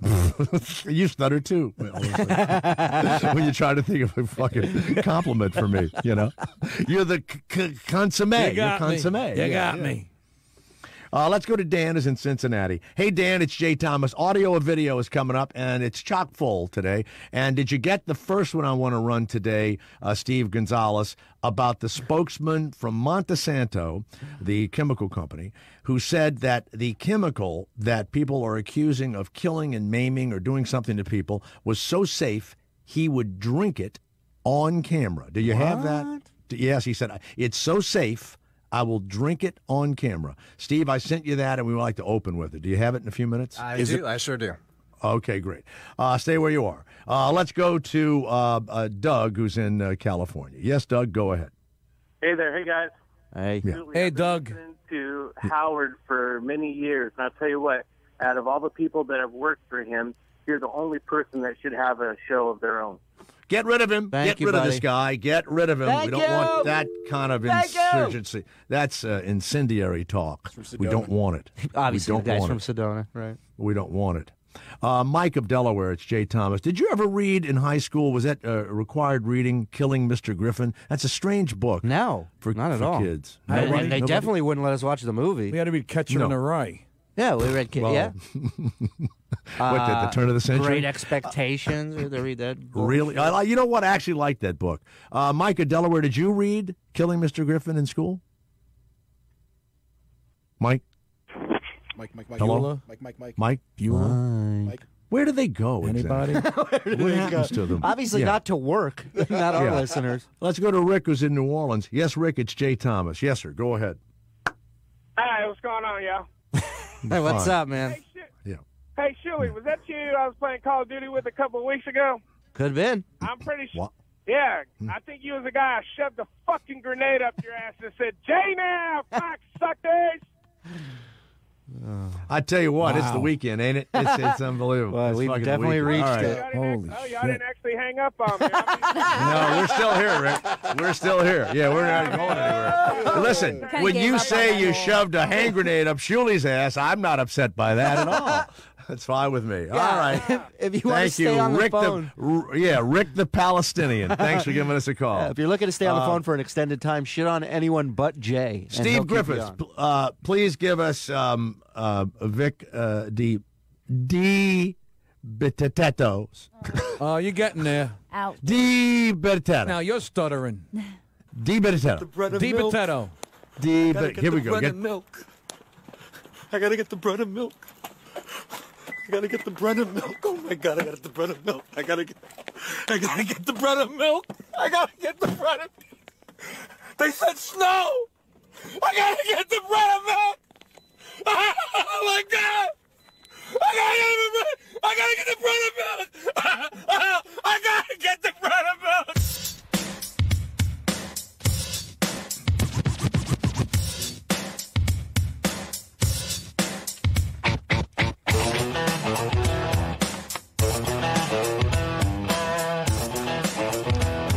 In a little while, Sarah Colonna will be here, who's a comedian who's written a book that actually Christina said she read, which came as a shock to all of us. If we'd have had Herman Melville on here, I doubt if we'd have read his book. We just get like notes from people, and then I go, so the book is about a whale, I take it, Mr. Melville, So, Christina, what was the book about? What's the title of it? And so I'll know a little bit about it when she comes on. The name of the book is Has Anyone Seen My Pants? That's her book? That's the name of the book. She's not here right now. And she's not wearing pants. Christina's not here. That's fine. She's probably got her pants down in the bathroom. She does, actually. Think about that. Now, I didn't say that to be sexual. I was just trying to give the exact location of the... Yeah, but now I'm thinking about it. Well, that's too bad. That's too bad now. It's stuck in your head. You're not supposed to get that. I don't mind that being stuck in my head. It's all right. To a coworker. That's against the law. That's fine. But what I'm thinking is to me, and I'll ask Christina when it's like she got laid and where are her pants? Is that what it's about? I wonder. Where are my pants? Like she lost her pants. The book is based. Is this great? He's quickly like leafing through the book, trying to. Yeah, no. I'm just guessing. I'm not. Yeah, I'm trying to get something that I can tell you anything about. Okay, Christina will know. She'll know. Christina will know. Let's go to audio or video. Let's do it. Here we go. Quiet on the set, please. It's time for audio or video. We're rolling. And Mark. I'm funny how? I mean funny like I'm a clown, I amuse you. An exclusive feature only on the Jay Thomas Show. Audio or video. So a guy from Monsanto is being interviewed, and they're asking him questions. That's the big chemical company. And, is all this shit safe? Let's run his answer on this pesticide. That glyphosate in Argentina is causing increases in cancer. You can drink a whole quart of it and it won't hurt you. You want to drink some? We have some here. I'd be happy to, actually, but not really. But not really. I know it wouldn't hurt me. If you say so, I have some glyphosate. No, I'm not stupid. Okay, so you. No, but I know so it's dangerous. I know. No, people try to commit suicide with it and fail fairly regularly. Tell the truth. It's not dangerous to humans. No, it's not. So you're ready to drink one glass of glyphosate? No, I'm not an idiot. Interview me about golden rice. That's what I'm talking about. Okay, then it's finished. Then the interview is finished. That's a good way to solve things. Yeah. You're a complete jerk. Wow. There you go. The awkwardness reminds me of a Jay Thomas interview. No, well, you're not going to say like Julie at the end there, actually. No, but I would have said the same thing. He said it's safe to drink, and then they have some there, and he wouldn't drink it. So he's an idiot. Fucking called asshole. Welching on a bet, my friend. Right. Ronda Rousey put Jimmy Fallon and we had her mom on my afternoon show on 102. We never get the star. We had Sarah Palin's parents on once. We get like a second cousin.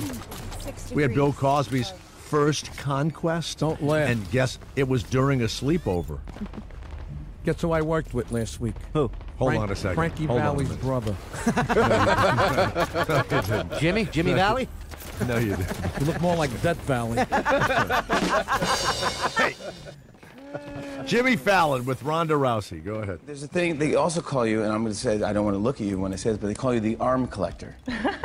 Because you almost snap people's arms in half when you're fighting them. Well, not always, almost. Always. But I mean, almost, if they don't say the right word, their arm is getting broken. Well, so I mean, if they say anything, that's called a verbal submission, so you can have any safety word you want. Yeah. So, but could you show me just safely what the arm? Because you do like a what is it called? The arm bar? Yeah. Well, in judo it's called jujikatame. Of course. And give me your arm. I'll show you. No, that's obvious. Yeah. Well, in America, that's I knew that. Yeah, my mom taught it to me. Your mom taught you. So it's the oh yeah. You have to give me your arm. I'll give you. I will, but I need a safe word so we all. This is a lot of people are my witnesses here. Yeah. If I say pineapple or Rumpelstiltskin. We gotta pick one. I'm gonna get confused if you don't commit. The Rumpelstiltskin. Okay, you got it. Okay, ready? No. All right, wait. You're going a little bit too fast. Take your time and just show me the idea of what happened. Okay. So we're fighting each other. So you have person's arm. And your arm doesn't go beyond 180 degrees, right? Yeah. And it doesn't take a lot of pressure. You just push it right at the elbow joint. Rumpy, yeah. Rumpy what? What? Wait, but what's this? Rumpy what? Yeah. All right. Rumpelstiltskin. All right, good. Rumpelstiltskin. What's he got there? Wow. That was scary. That's like putting your head in the lion's mouth right there. Wow, that was intense for me. We love you, pal. Best of luck. We're rooting for you. Ronda Rousey right there. My fight, your fight. All right. You know why? I tell you why he was so careful.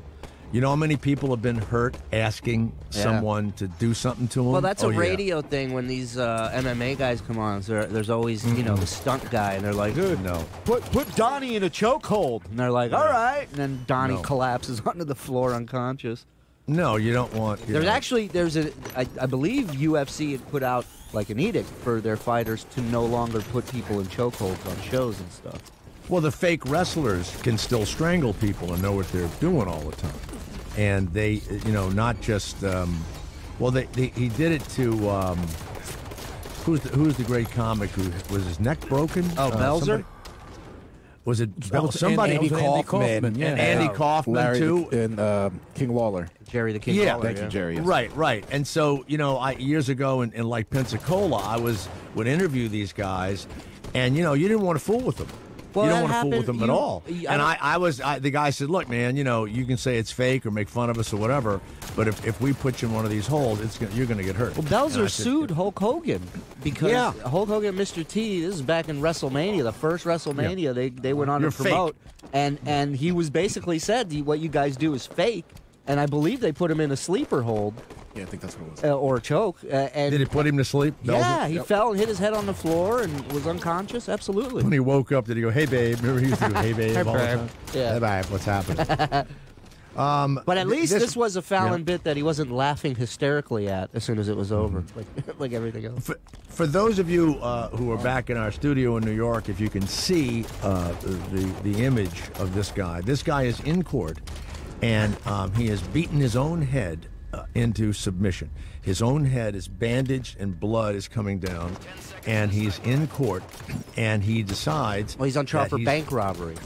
He's on trial for bank robbery. Yeah. Let's listen to this nut in court. Here we go. Man accused of robbing a bank in a Bank of America branch in San Luis Obispo was in court today. Now, before we get into the details, we want to warn you that some of these details Listen may to not this be suitable pause for all this guy viewers. takes. Albert Gilbertson's trial came to an abrupt halt today when, during testimony, he ate his own feces. Now, we do not have video of this, of course, that we're going to be airing. Wheel it back. Wheel it back. Wheel it back. Halt today. When, during testimony, he ate his own feces. Now, we do not have video of this, of course, that we're going to be airing, but Gilbertson told the court the Virgin Mary had commanded him to do so. The judge ordered a recess, but later a mental health expert said Gilbertson had hit himself repeatedly, trying to get voices out of his head. Gilbertson is charged with robbing the Bank of America on Santa Rosa Street in San Luis Obispo back in October of 2013. He has pleaded not guilty and not guilty by reason of insanity. I never heard the whole story because once he announced they don't have video of him eating his own shit, I changed the channel. I'm like, I'm out of here. You think ISIS is bad? They tell you to chop people's heads off. The Virgin Mary's telling this guy to eat his own shit. That Mary's quite a card. Like Son of Sam had the dogs talking to him. Right. Meanwhile, let's go down to 5. The Pope has hand-delivered pizza to his Pope mobile. There's the Pope. Yeah, he's cruising down in the motorcade in his little Pope mobile. These are the pizza guys plotting there. And a Protestant just shit on the Pope's pizza. Here you go. The Virgin Mary said you should have some of this. We're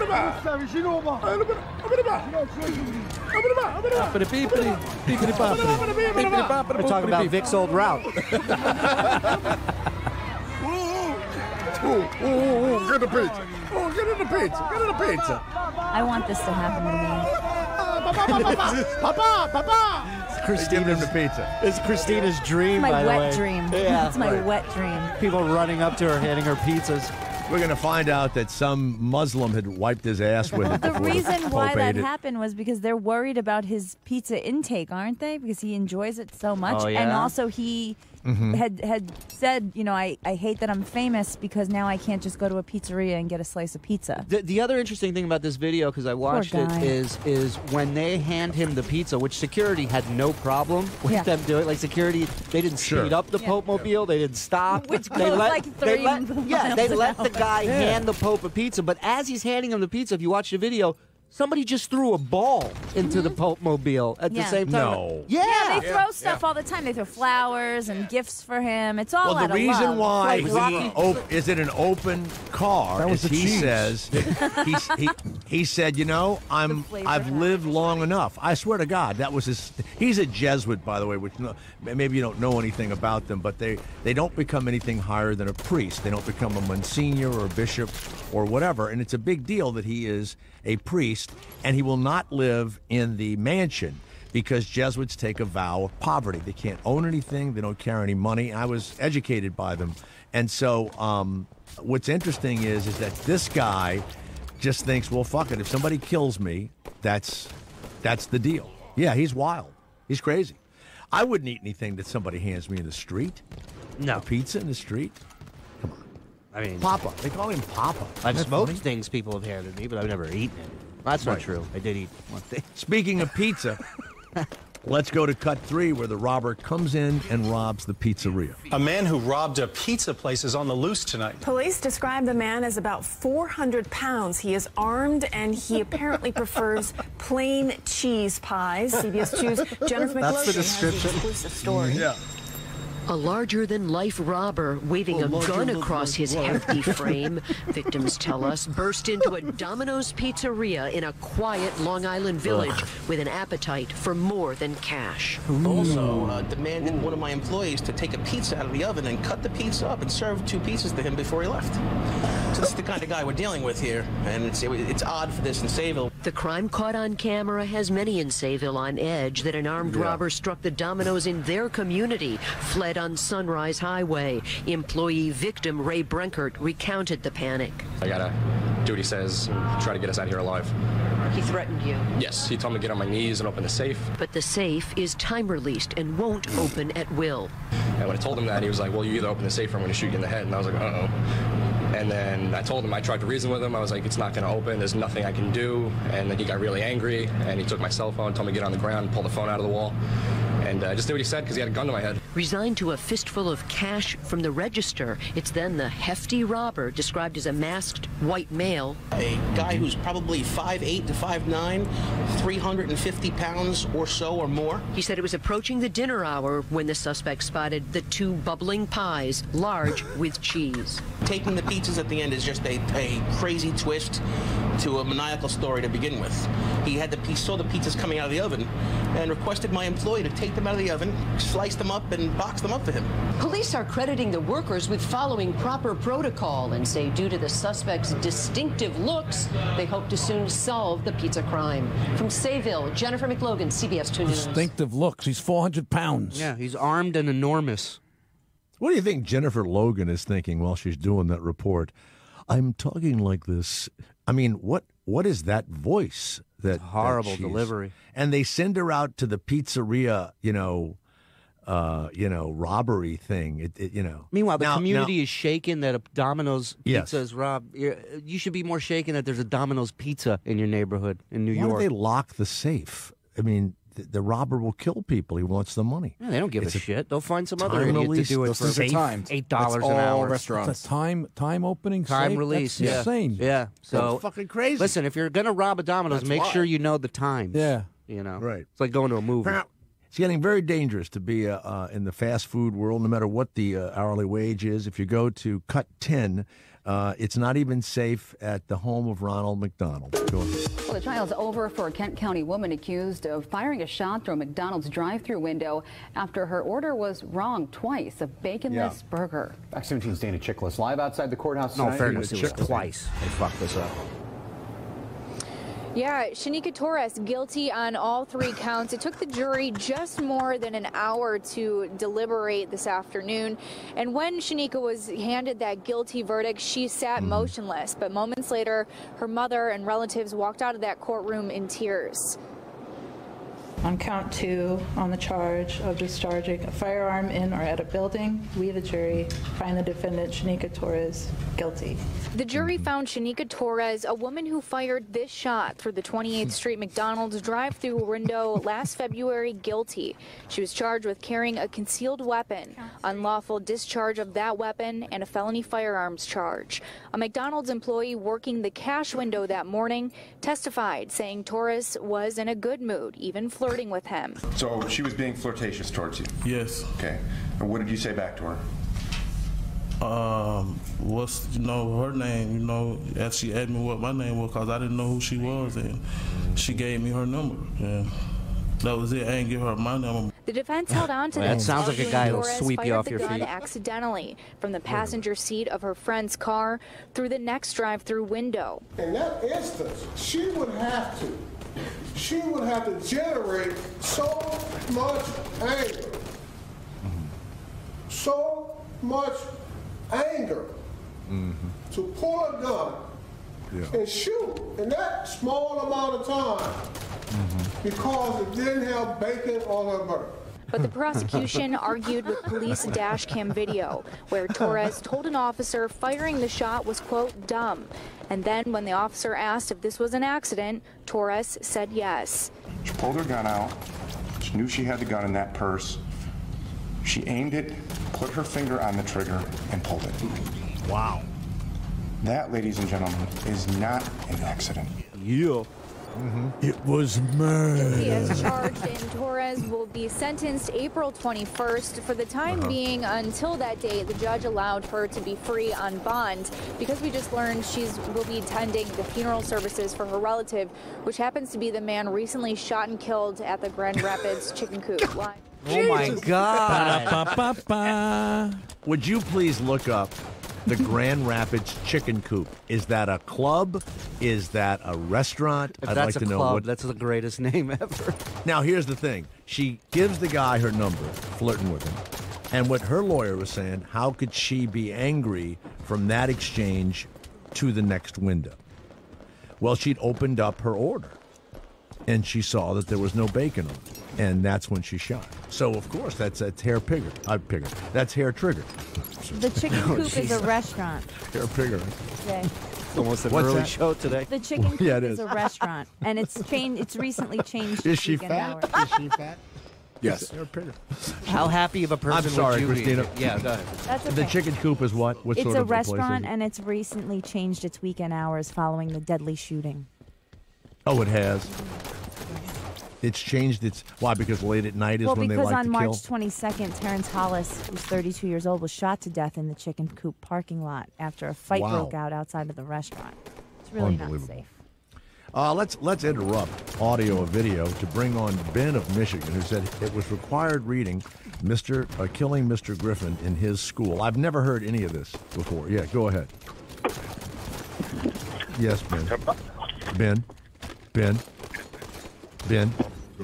Huh? Ben. Yes, Ben. It's Jay Thomas. Go ahead. Hey, it sounds like everyone that calls us is having a colonoscopy. Yeah, but you called us. I don't understand. Yeah, Ben. Yeah? Yes, it's Jay Thomas. How are you? Welcome to the show. We're interrupting our audio and video to ask you about the book. All right. Ben. I wasn't sure if it was me that you're putting on there, but I do appreciate Is your name Ben? Is your name Ben? This is the fourth time you've put me on the air. My name's Tim. I'm from Cottonwood, but actually I said Sedona. Get rid of him! Get rid of him! He pretended he was Ben. He was Ben of Michigan. You're not gonna fucking trick me. Fucking Cottonwood asshole. No, he didn't, Vic. I felt it was something wrong with it. Good for you. Something wrong. Give us a call if you Yeah. live in Jerome.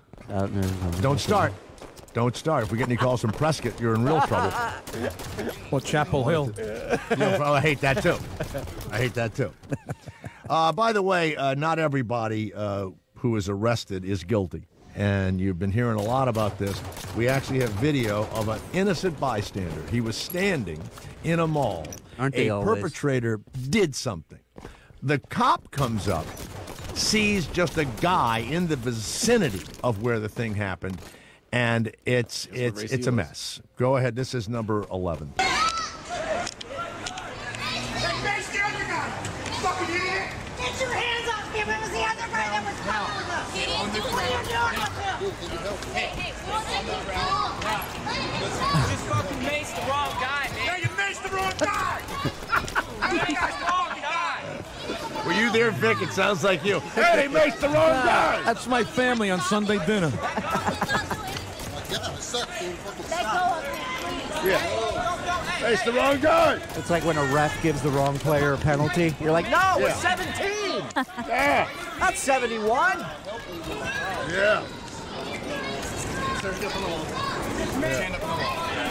Hey, put your hand up on the wall. Sir, It's the wrong guy. hand up on the wall. But he can't stop now. He's committed. No, he can't. No, he's committed to arresting him. Yeah. Put your hand up on the wall. Any water? Yeah. Get water.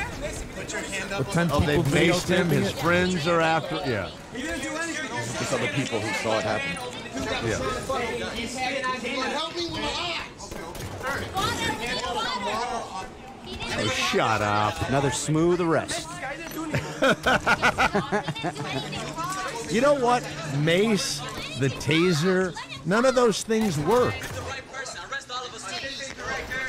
Oh, he wants to get everybody arrested. Mr. Brave Oh, I'd have over arrested every fucking one of them. If he goes down, we all go with him. Yeah, the guy who got maced wasn't even resisting or anything. He's just like, just pour some fucking water in my eyes. Yeah. Yeah. That's it. But he's not even that affected by the mace. This is in Seattle, by the way. Of course it is. Let him do his job, someone yelled. If you watch the video, there's some old lady who grabs his backpack and he's like holding on to him for dear life, trying to pull him away from the cops, and the cops think it's the guy and yanks him and like throws him against the bench. All right. There you go. All right. False arrest. Wow. To many of Vic, you have children, right? Yes, 27 Remember the day and 23, my daughter. You remember the day that your wife came and said to you, Vic, I'm pregnant. Was that a happy occasion for I you? was very happy because we tried 4 years to get my daughter, and I went to play racquetball with, I don't know if you know John Maroney, another comedian. Yeah. I sure do. Sure I do, yeah. And he hit me in the nuts. With the ball hit the wall, and that night, my wife got pregnant when he hit me in the nuts. Isn't that amazing? But did you have Shook sex it up that a little night? bit. Yeah. Oh, yeah. No, what do you think? He just So, threw a racquetball so the at her? ball kind of awakened your Yes. sperm or something. Yes, and the old tradition for Italians is say you put one sock on and dip it in clam juice, but I didn't want to go that route. So Maroney, Really? whatever he did worked. Now, what is that tradition to have your sock smell like clam juice I don't afterwards? know. Italians got the stupidest It's all things. very fishy. Yeah. You dip your balls in clam juice. No, a sock, sock. and clam juice. He's and not you an wear animal, Jay. Only one sock. Around your testicles. No, on And your you put- foot. Does it matter if it's left or right? Doesn't matter. Wait a second. I heard if it's left, You they think dip you're your gay. foot with one sock In clam juice. To clam. How long do you have to keep your foot like that? It just, the whole while you're having intercourse. And then you fuck with a clam juice sock on. Right, and your wife will get pregnant. Yeah. Or else. Squeeze it over. You know why they get pregnant? They don't want to deal with the clam juice sock ever again. It's like, it's stinky, right? Clam juice. Yeah, after between all. that and the bacala, forget it.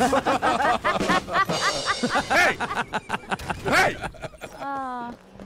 Do we have the guy, and he's at the refrigerator. You may have to run this a few times. He's at the refrigerator getting a beer, and his wife gets the phone going, and she announces that she's pregnant. Now listen carefully to his response. Do we have a number? 15. 15, okay. What is this? Daddy's beer? Oops. Oh. Wow. Are you for real? Yeah. What is this? Daddy's beer? Oops. Daddy what? Daddy's beer. Betrayal. So basically, what happened was the way that she announced her pregnancy was she put 2 bottles of beer into the refrigerator. Over the labels had it say Daddy's beer, and then on another beer it said Oops. So when he opened up the refrigerator, he reads it. He's not that excited. I want to hear it one more time. You don't fuck with a guy's beer. Here we go. What is this? What is this? Daddy's beer? Oops. Oh. Wow. Betrayal? Yeah. Oh. And he's stuck with that fucking voice of hers the rest of his life. Yeah. Yeah, get it? I'm coming. Oh. Yeah. I'm coming. I meet guys all the time, and they're married to some woman who may be attractive. And I go, hey, Jay, do you know Jennifer? Oh, hi, how are you? I'm Jen. I'm thinking, oh, Jesus. And I couldn't stay with that. I couldn't. Oh, God, I'm Biff. I'm coming, Biff. Biff. This is it. Yeah, I don't know how you stick with somebody with a weird voice like that. That would be the worst. Now she's pregnant. Nothing rings in your no voice other than that one will ring in your head. Why didn't I pull out? Well, maybe you thought the baby would be like the wife. That's why he went, You're right. I tell you what, why would she release that? I mean, that's how stupid she is. It's not an ingenious way of doing it either. No, but it's not. It's embarrassing. I mean, Christina, would you release that if that was your husband's response to your pregnancy? Do you think that would be funny? No, never. No, that's like you would have to go to fucking therapy or some bullshit. Yeah. Now, I didn't know this, but this is going to be the first major network marijuana spot. Hit number 12. They're going to start running these. I don't know what networks, but they say it's going to go to a network. Yo, you want sushi? I got sushi. I got the best sushi. This area's dry, man. You know that. I know that. Ain't nobody selling but me. I got tuna. I got salmon. I got sweet shrimp. I got the finest sashimi this area has seen in years. You need me and I need you. Let's make this work. You buy some sashimi, I'll throw in some rice paper, man. Totally free. Gratis. I got everything. Even California rolls, baby. You wouldn't buy your sushi from this guy, so why would you buy your marijuana from him? MarijuanaDoctors.com is the only service that connects patients with real doctors for medical marijuana recommendations. Wow. Simple, confidential, safe. Visit MarijuanaDoctors.com or call 1-866-996-9333. That's MarijuanaDoctors.com, 1-866-996-9333. Book your appointment today. See, I felt like he was a pimp for Asian prostitutes. It sounded like but you know what? You can't. You can't have it sent to you. They just tell you where the doctors are. You know, up the street from me, I've been walking by a building called Canna Med, and I'm thinking the shades are always drawn, and we have legal, marijuana out here. But I feel like knocking on the door because I have to go all the way to L.A.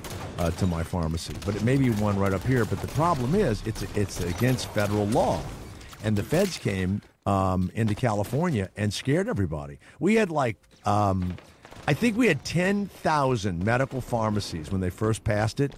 In L.A. alone, they had 1,000, and they went down to I think a couple of hundred or something.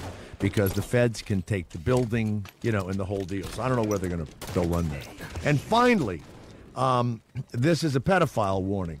This guy isn't just a pedophile, but he was at a playground and he hit all of the things he needed in case he was able to trap a child. Go ahead and run 17, please. Thank you. Good evening, I'm Jenna Caiazzo. And I'm Bill Malugin. Thanks for joining us tonight for Fox 46 News Listen to at their 10. names. Well, neighbors are pretty on edge tonight after police say they arrested a man caught allegedly spying on young children at a local bus stop. Yeah, and according to police, the man was carrying a stolen gun, but I'm that's not all they found. David McHenry is live in our studio with more on this story. Hi, David. Jenna, police have discovered a wide range of objects he was carrying, some sexual in nature, and some downright dangerous. Ooh. Yeah. A Rock Hill neighborhood is on edge and fearful for its children. You're living in a neighborhood with someone running around like that that's chasing children. Exactly. Well, he had condoms on it, and he had that stuff called KY jelly. Police say this man, 25-year-old Michael Mobley, was found hiding in bushes watching children near a bus stop on Chestnut Street. Officers found him with a stolen pistol, which he is charged with, as well as 2 other weapons violations. But on top of that, an assortment of odd objects, including latex gloves, a rope, condoms, and KY jelly. Jesus. Yeah, it's kind of peeping, stalking, and you know, the items themselves are not illegal, but when you put them all together, it just makes everybody wonder, you know, what were his intentions. It makes me feel scary because I have a 7-year-old daughter that I'm raising, and I'm in fear. Natasha Austin lives just a few houses down from Mobley. Her husband is the person who called 911. He says he saw Mobley hiding in the bushes located alongside their home.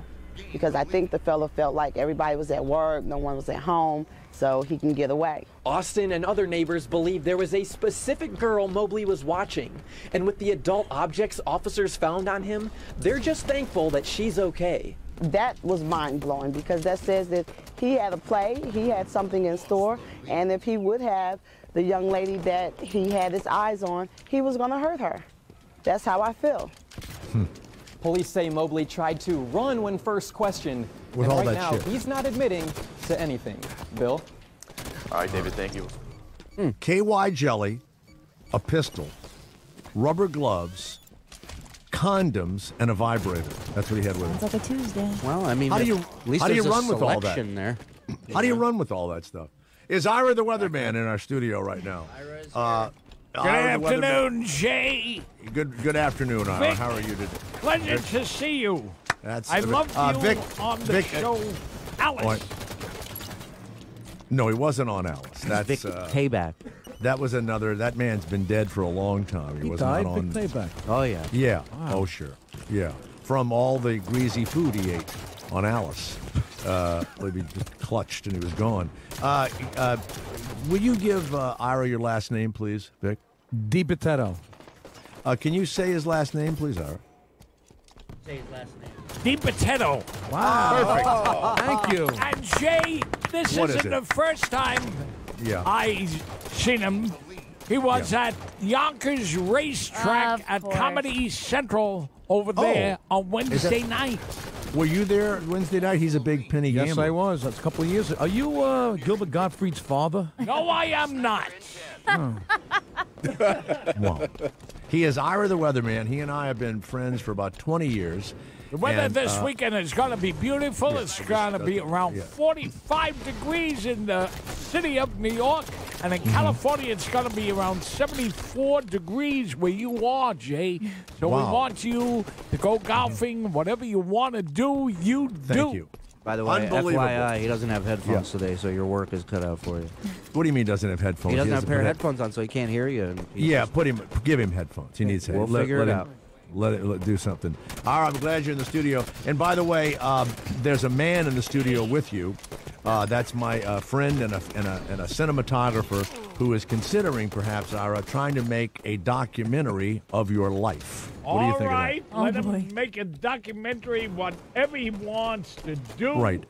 Let Right. him do it. that? Now, this would mean that you would wake up in the morning and we'd be there with you when you arise and follow you throughout the day. Are you willing to Oh, open? he'll have to come and meet every place where I go to Zumba. Every you go to Zumba. place.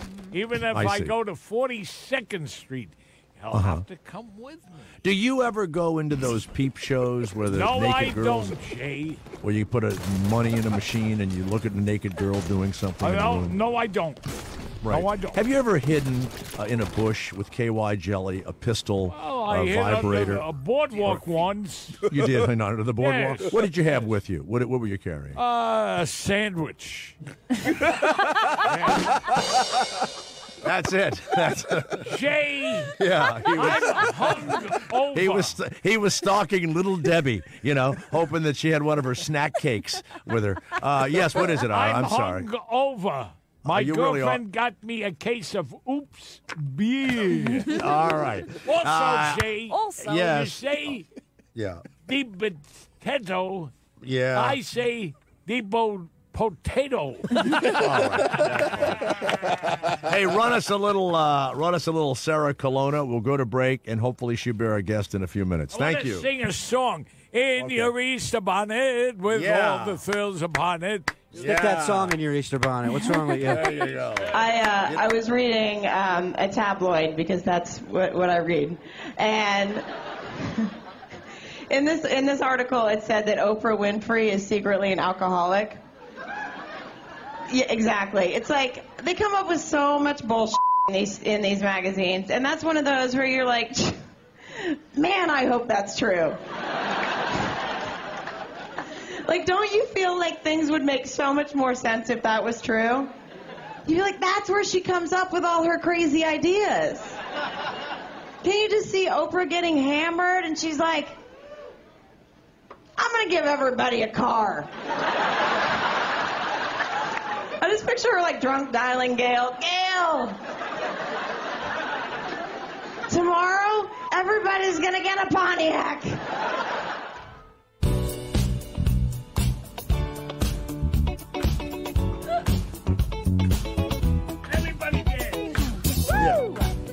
Back in New York, Ira the Weatherman, Shuli, Christina, the two Steves, Vic DiBattista. Thank you, Jay. I appreciate it. It's only been 2 hours.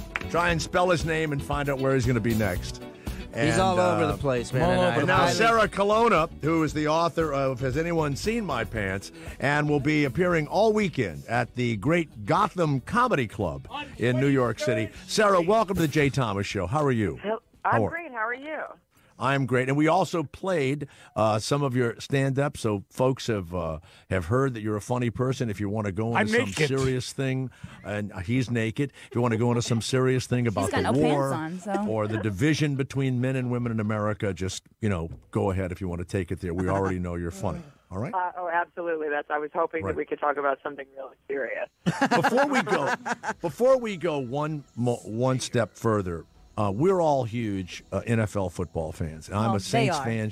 Shuli's a Pittsburgh Steeler fan. Vic, who do you like? Vic, I am the only man on the planet that doesn't follow football. All right, Vic. Join my team. It's a real so man. Apparently, right there. we have this large sissy man from the Bronx. Right. Back here. Ira the Weatherman, who's your favorite? Who's your favorite pro team? I like the Giants. Attaboy, Ira. That didn't sound authentic at all. It sounded like you just made that up on the spot. No, I did not. Hold on a second. Ira. Say it again. Who's your favorite player on the Giants, Ira? I don't know the names. I only watch football. I don't know the names whatsoever. Got it. Sarah, this is why I'm questioning you, because one of the most impressive things is when somebody is brother to,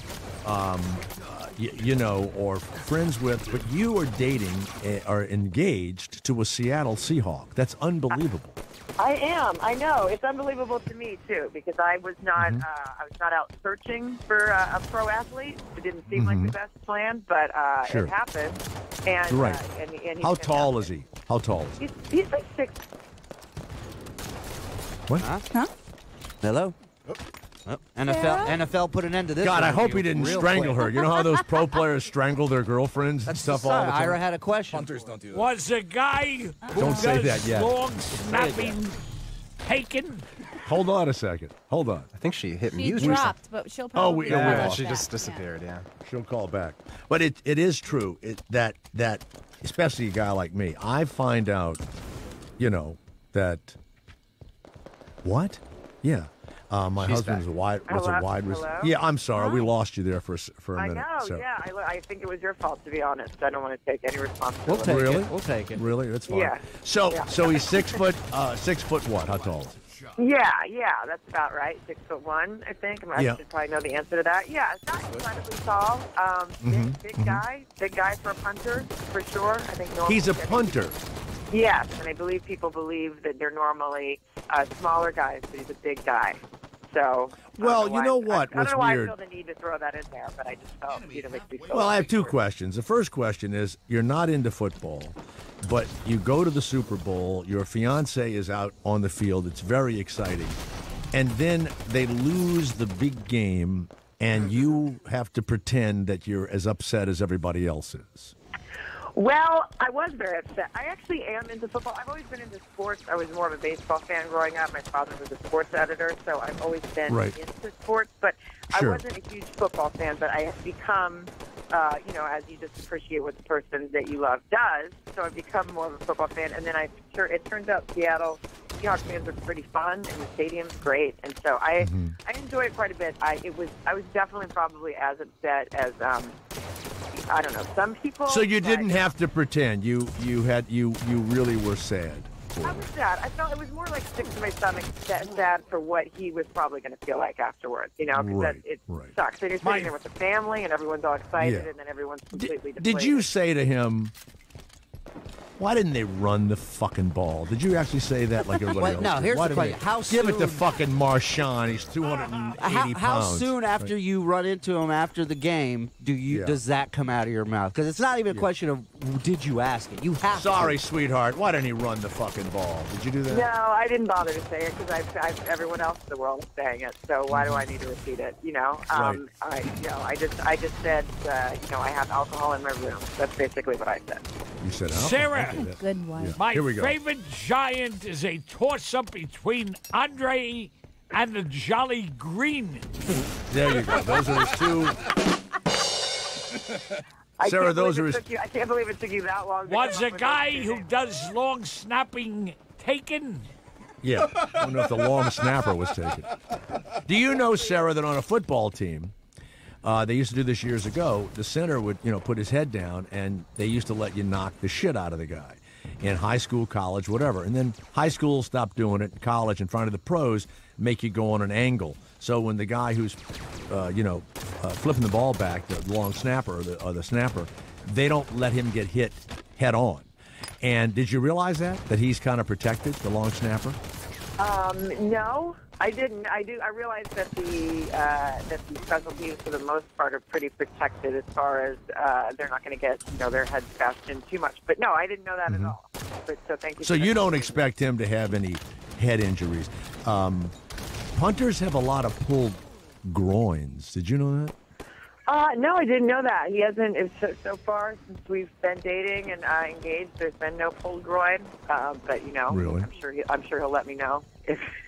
Well, I have a joke right after that. Has he ever asked you to pull his groin? That's my joke after that. Now, listen, you wrote a book called Where Are My Pants? Now, for a man, that would... It's called Has Anyone Seen My Pants? Well, I'm paraphrasing. Has anyone seen my pants? But it's like, for a man, that would be, I woke up, I have had sex, and my pants are missing. We don't... What would you say that your title means? And Christina has read your book. Can you believe that? She's got the book and she read it. I appreciate that, Christina. We're stocked. We're girl power. That's right. Yeah. So what does the title mean for people that are listening and may want to try? Has anyone seen my pants? Several things. For me, there was one story where I did walk out. I was a little stoned and a little drunk, and I was New Year's Eve, and it was after performing, and so I'd gone out afterwards with a friend. I'm not a pot smoker or pot eater or any of the above, but my friend convinced me to take an edible because it was New Year's Eve and we were performing at a casino in Iowa. Yeah. Was it Bill Cosby by any chance? It was. Actually, it was. Yes, he and I co-headline Austin together. Right now, he's on the mend. But I basically just had a little bit of edible pot, and at the end of the night, I remembered there was a lot of cheese in the green room, and I wanted it. So I got up and I went to the green room to get cheese. And when I went back to my room, I realized I had not put a pair of pants on for that journey. So that was a story where they actually weren't involved. And then to me, the title's ridiculous. It's stupid. And I feel like I spent a lot of my 30s feeling like, for lack of a better way to put it, looking for my big girl pants. So that was kind of, it had several meanings to me, and I'm sure that people look at it as a sexual title as well, which can't hurt. So it's all sort of mixed in there. Christina, what have you learned from the book? Well, first, I was reading it on the subway this morning, and I actually couldn't see the words because I was crying during the chapter when she had to put down her cat. So, yeah, I can't believe it. I'm reading a comedian's book, and I'm actually on the subway tearing up because I don't know, I relate to it in some weird way. We just had to put down my cat last week. See? You know what I'm saying? It's horrible. devastating. So, I mean, one thing that I learned is that she's a very sensitive person. Yes. I don't think you know, but I put cats down. It's terrible. Yeah, but this cat, yeah. cat is special. Sarah, tell Jay why the cat is special.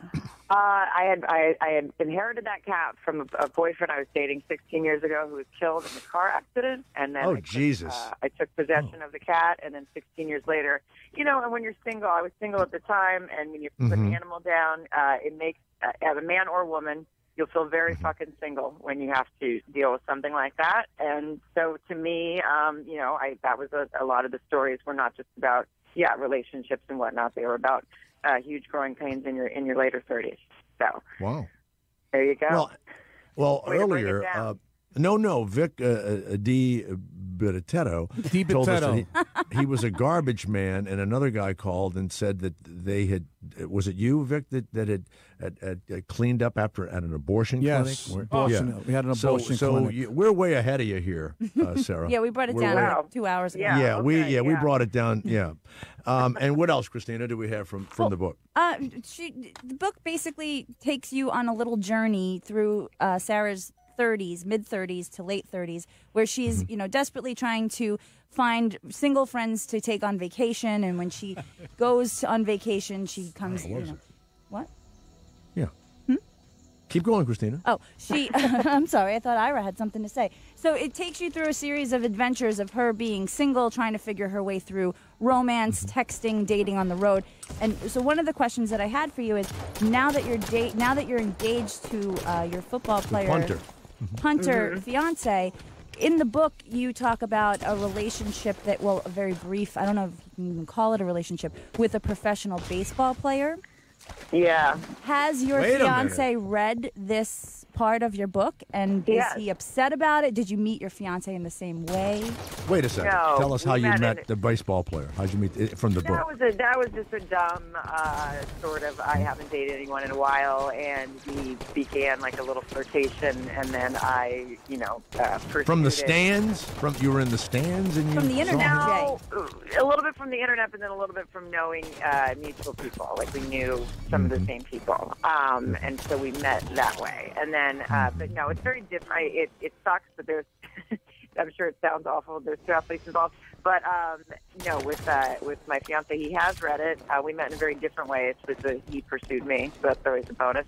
And he read it and actually said to me, probably something straight out of a country song, which was, "Hey, it's not easy to read this stuff, but whatever happened in the past brought us together." So, Sarah, he's a keeper. I like my favorite sure. Seahawk now. It's Sarah. my favorite Seahawk. Whatever happens in the past. Yeah. Sarah, the What is title of your book is the same title as my documentary. Also, just kidding. My documentary is called "Have You Seen My Knickerbockers?"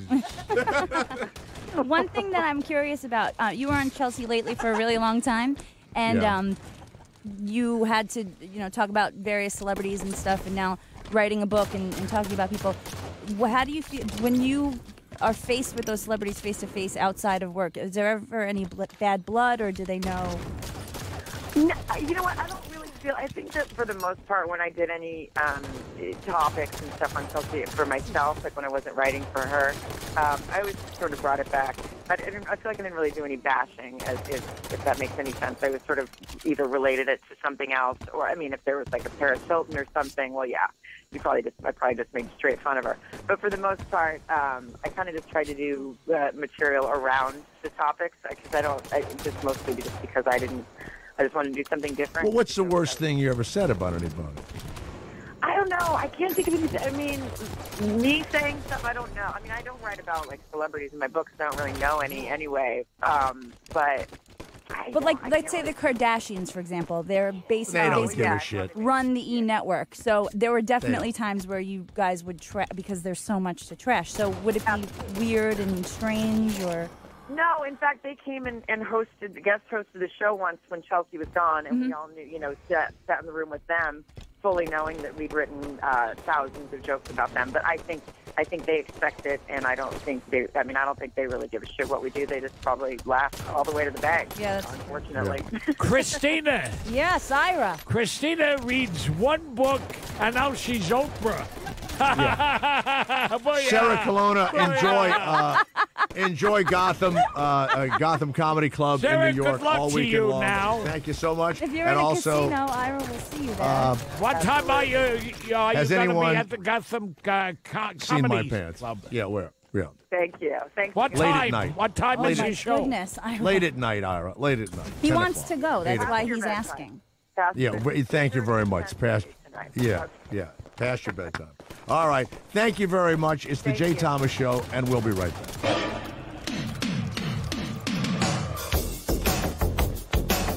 This Saturday, Vic, I believe you're going to be at the Mohegan Sun in Mohegan Connecticut. Sun sold out. Vic DiBitetto sold out. DiBitetto. Maybe somebody will drop dead and you can see them. Thank you. Riley Martin is coming up. Connecticut, Jay. Yes, right. Riley, it's Jay Thomas. How are you? And congratulations. You and I are now back-to-back on Howard 101. It's a big deal, isn't it?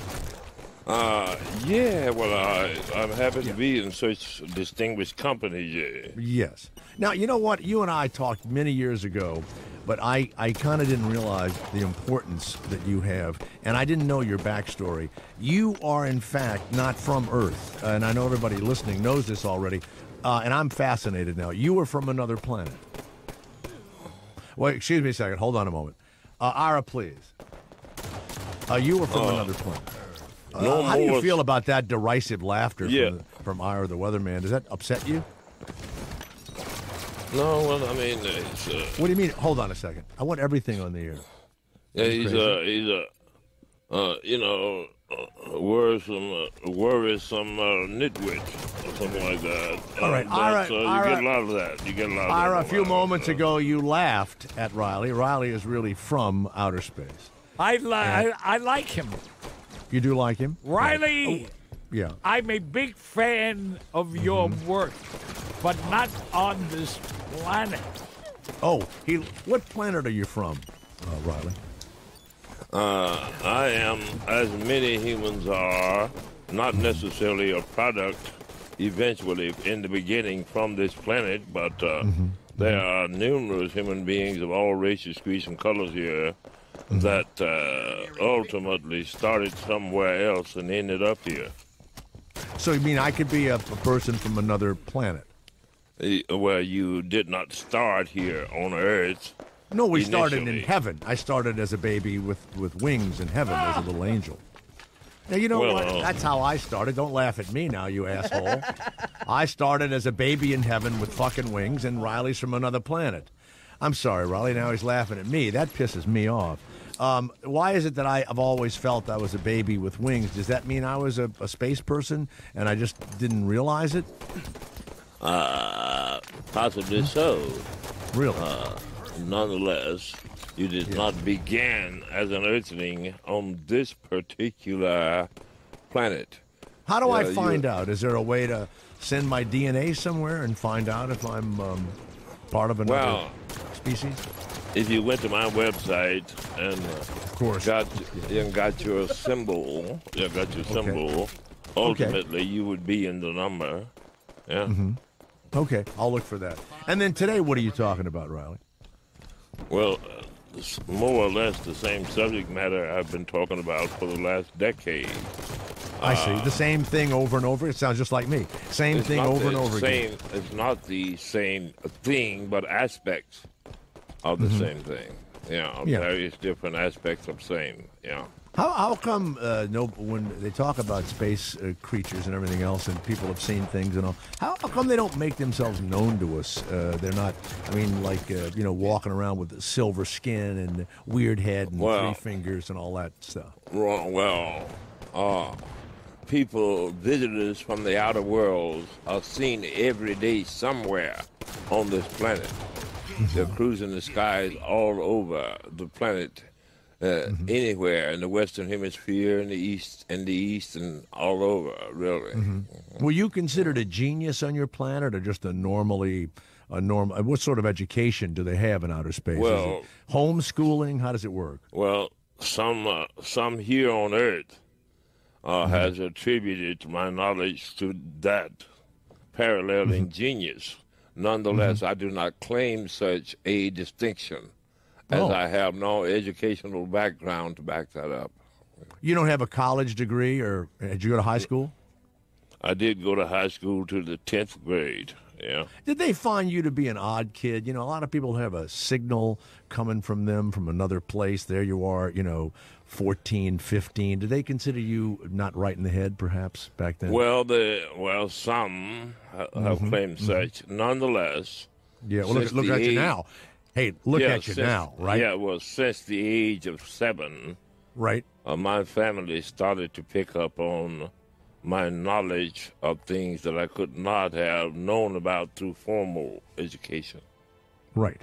And so have you ever see the people you ever go back to your high school and go, look at me, I'm on the Howard Stern channels, I'm a big deal, and fuck you. Do you ever want to say that to them? Well, the people at my hometown are well aware of who I am and what such notoriety as I have come to be recognized as over the years. Yeah. Now, you have a family? Yes. And any of your kids or your wife or anybody have 3 fingers? No, they are. So there's nothing alien about you. You look just like a human. Normal human being in physiology, yes. Okay. Riley, right. I was visited by aliens as well. They tried to sell me oranges and flowers. What does that mean? Do you know, Ron? Also, I would like to go out of space with you. Riley, do you ever go out of space? Me off the show? Yeah, could we ever go with you? Do you ever go out of space? Yeah, well, that would be the purpose, Jay, of your getting your symbol if you want to be included in that number. And now, you know what? Thousands. Could I have, if I went out of space and I wouldn't bring my wife with me, would sex be available to me on another planet? Because, on this universe, I'm not allowed to do anything on this planet. But on another planet, I could get laid, and I don't think anybody would even know. Would it be the same as here? Would it be okay? Well, what are the morals up there? What's going on up there? Oh, there would be. No, there's more or less an opening, an open prerogative to many planets out there wherein you may have the sensual experience such as you've never had here. Wow. Would it be like fucking a dolphin? We had a man on and Howard had him on too. He got into the what is it? The genital slit of the dolphin, and they say that may be exactly what it's like to have sex with an alien. No, I have had that pleasure, and I can assure you, that it's not a dolphin. Hey, Riley, do they have comedy clubs and comedians on your planet? Well, yeah, the aliens, they love good showmanship of all types. Do you laugh? Do you ever laugh? Do you ever laugh? There were some things that I saw while being among them that tickled me, yes. Okay, I guess you laugh on the inside. Riley, listen. Have a fabulous show today. The Riley, phones are lighting up. I'm stunned by your popularity. Do all aliens sound as drunk as you do? No, however, the fact Riley, you're number one. In my book, you are number one. Okay, thanks. Hey, Riley. And personally, I want to wish you a happy and a healthy Easter that is coming up next week. You know what's amazing? I think I'm actually seeing my career flame out like one of those ships that didn't make it. This is the future. Yeah, this is it for me. I'm pretty much done. I may be drinking that shit the Monsanto guy wouldn't drink in a few minutes. I'm surprised that Tom Cruise believes in this crap. Oh, before you go, what do you think? What do you think of Tom Cruise and the Scientology? Is that true or is that bullshit, Riley? Well, there are as many spiritual beliefs as there are tribes, races, and creeds of people on the face of the earth. Unbelievable. And there are as many concepts of heaven or what have you, or religion, as there are individual minds. Cool. So I don't put anybody down. Nonetheless, I do not adhere to Tom Cruise's beliefs. Does a space person, this is my last question, does a space person's semen glow in the dark? Not to my knowledge, not any more than you all. Very regular. Okay.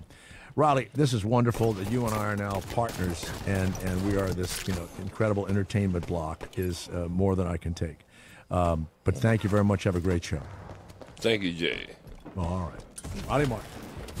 Thanks for listening to The Jay Thomas Show. Get rid of it! Look for The Riley Martin Show and listen. Indie, cheers, love and war. I've never been to a therapist before. Never had the need. Dana and I said, hey, therapy, that sounds like fun. Murphy Brown, Mr. Holland's Opus, and Ray Donovan. You know his voice from Mysteries at the Museum, Hercules, Goof Troop, the Santa Claus movies 2 and 3, and that Twizzlers commercial from the 80s. It makes me happy. You've seen him on CNN, Fox News, and The Soup. If they do strike Seth Rogen and James Franco, what a great end to their careers. You know him as a mama's boy. Oh, my God. Tiger Thomas, middle-aged MC. I'm middle-aged MC. Get down and lick my white belt, bitch. Viper Tongue, and the man who throws the football at the meatball. The guy that knocks the meatball off the Christmas tree. And most importantly, the main host of this radio show. So, without further ado, a man who needs absolutely no introduction, Jay Thomas. Well, if you need no introduction, why in the hell do you go through all of that? But, by the way, is that the guy that's replacing Jon Stewart? Have they done it again? They have done it again. They have replaced Jon Stewart. Now, look, I think Jon Stewart's great, but I'm not a big... I don't watch the show all the time. My wife, all night long, and texting, and look at this, and this is what he said, and going to the concerts. And, he has millions and millions of followers. But it's not enough. Comedy Central says they now want that show to be international. So they've hired this guy from South Africa. Is it Noah? Is it Noah Taylor? Is that what his name is? Noah Taylor? Does anybody know him? Trevor Noah. Trevor Noah. Mm-hmm. So they have John Oliver, English guy. Trevor Noah, South African guy with a South African accent, who hasn't been here that much. They've got an English guy on The Late Late Show on CBS. It's pretty weird. I mean, I know I say this all the time, but it is kind of weird. I think they really think that some international group is going to start watching American TV talking about American stuff. The Kardashians, I guess you could say we're international. But other than that, when you go to Canada, and you Canadians know this when you come over here, I watch Canadian TV. I don't know what they're talking about. It's for Canadians. You go to France, they talk about French stuff.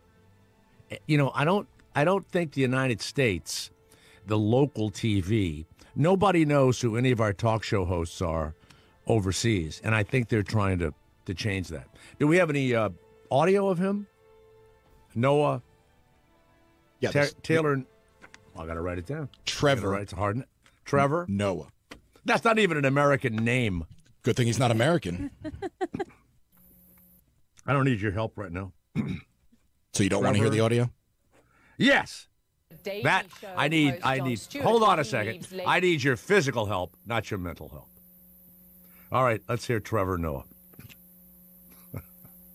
This year, South African comedian Trevor Noah has been named as the new host. The 31-year-old joined the show as an international correspondent in December, offering his outsider's view on life in the U.S. I've got to be honest, John. Africa's worried about you guys. You know what African mothers tell their children every day? Be grateful for what you have, because there are fat children starving in Mississippi. The new Daily Show host also appeared on CNN's African Voices 2 years ago. Now, here's a portion of that interview. My family's a funny family, I guess. We're a laughing family. We're happy in that way. We've always we've always been about the funny. You know, my grandfather was crazy, later diagnosed as crazy clinically. My mother is wild and eccentric. So I guess I got that from them. Mine has always been confined to the stage, and I generally warm up with people that I know, with my friends and so on. But I never thought of it as a career or anything. You must remember, comedy wasn't in South Africa. That wasn't a career choice. There were no stand-up comedians. This was, the industry's only maybe 10, 12 years old. So this was not something you could think of. You could not aspire. So you have any stuff of him being funny? Because his grandfather was crazy. He's from South Africa. It's an embarrassment. It's unbelievable. It's embarrassing. It's like, they used to find people that were kind of interesting. That you kind of knew a little bit about. No matter what age you were, they put somebody on that was, there. But somebody, am I wrong about this? That it's, what's weird? I've noticed this. This is why there's no demonstrations against, like the war and a lot of things. Someone was asking me about that, and I said there's absolutely a lack of, and I think it's of all of us, but it's generational too. It goes way down. You guys just don't care about anything other than the absolute immediate thing that you're doing. I mean, this weekend to fit in, I just taped my iPhone to my wrist, walked around all weekend. Oh yeah, think I'm kidding you? Oh no, my wife got all pissed off. She said, "What are you doing?" I said, "I got one of those new Apple Watches." I had so much fun. Went lawn bowling, my Apple Watch. Oh yeah, did it all. Some guy said, "Hey, is that one of those things that you measure the distance that you have from your golf ball to the green?" I said, "Nope. It's like a prototype of my new Apple Watch." Yeah, pretty cool. Very, very cool. And what's funny? The screen was huge. I watched things on it, but it was hard to put the the electrical tape around it. I had to put,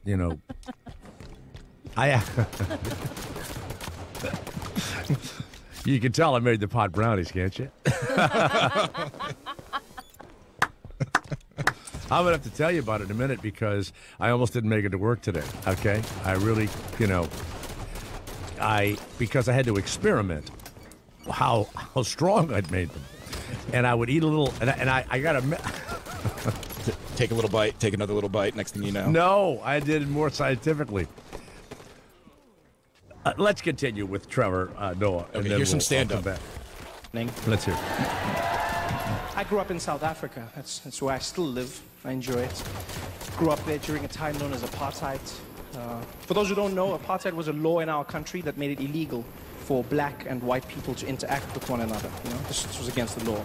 And so this world was awkward for me growing up because I grew up in a mixed family. With me being the mixed one in the family. My mother's a black woman, Xhosa woman, born in South Africa. That's one of the languages with the clicks, Xhosa. And so a black woman. And then my father's Swiss. But they didn't care, They were mavericks, fighting the system. My mom was arrested for being with my dad. She would get fined. She would get thrown into prison for the weekend. But still, she'd come back. And she was like, "Woo, I don't care. I don't care. Woo, come tell me who to love. I want a white man. Woo." Crazy, my mom. It was crazy, And my dad was also like, well, you know how the Swiss love chocolate. So he was in there, Okay. There you go. So you see, you like him. See? I like that joke. I mean, that's all I know. I don't really watch The Daily Show, so I'm not familiar with him. But well, you said he's not interesting. I mean, if his backstory is true, that's kind of interesting. But get arrested for dating his dad. And the Swiss do. That's true. But if you English comics, American comics, when they go to England, you have to figure out stuff. It's and he's South African. It's weird. It's like you can Americanize someone, but he still lives in South Africa. So it's a bunch of executives sitting down and going, "Wow, why don't we make it international?" And they go, "What do you mean?" "Well, we'll get like a international guy, and we'll put him on there, And then, I mean, I believe this. He has an English accent, so he won't be considered black by most Americans. Right? Yeah. He won't. Exactly. And it's, first of all the Jon Stewart fans, I'll use this with my wife and her liberal friends. I'll see how many times they send Trevor Noah's stuff back and forth to each other, so we'll know. John Oliver, I know everybody loves him, and you guys like him too. I don't know what you're laughing at, but I'm to me, I would put Tosh on one of those shows. Joel McHale, I'd put one of those guys. I bet you they would be fun, and they could make it political. Or maybe this is Jon Stewart, who owns a piece of it, or is the producer and says, we're going to make this thing international. So, I don't know. I think it's stupid. I'm sure he's a nice guy, and he has a nice background and all like that, but it's, it's not the friggin' United States. It's weird. I don't even like to hear a guy with an English accent tell us what to do. I don't like it. I'd have been in 1776, I'd have actually gotten a gun. I'd have gotten a gun. I'd have been a patriot. I would have. Now tell me, Sergeant Thomas, why do you want to fight for independence? Well, sir, it's the fucking accent. It's got to be stopped. Yep. Every time I hear tally-ho, I can't wait to lift my whatever the hell I'm lifting and pull the trigger. I'm going to call my son and ask him, Christina, text Sam and say, what would your dad have used in 1776 to stop British accents? So, tally-ho. Oh. I'd have been a sniper, but I would have been an ear sniper. I'd have been a guy that they'd have sent me out somewhere. I'd have been near a tavern, and I would have just been up in a building near a tavern. And when I heard a drunken British soldiers or Tories come out of a pub or something, I'd have heard, well, tally-ho, whack! That would have been it. I would have been I'd have been a British accent sniper. That's what I would have specialized in. Because you can't tell by their clothing or anything, unless they wore a red coat, unless they came out, dressed in their military, outfit. Otherwise, I'd have had, those horns that deaf people used to use in the old days, and they would stick a horn in their ear to hear? I'd have had one of those, and I'd have had my Remington Steel rifle. He was a detective, I think. Put the names back up there. By the way, if you're incredibly rich at 4 o'clock Eastern, we have a spokesman, and I've been talking about these matchmaking services, and this one is my favorite. This is it. Because everybody tells you of horror stories when you're out there in the normal world trying to find normal people.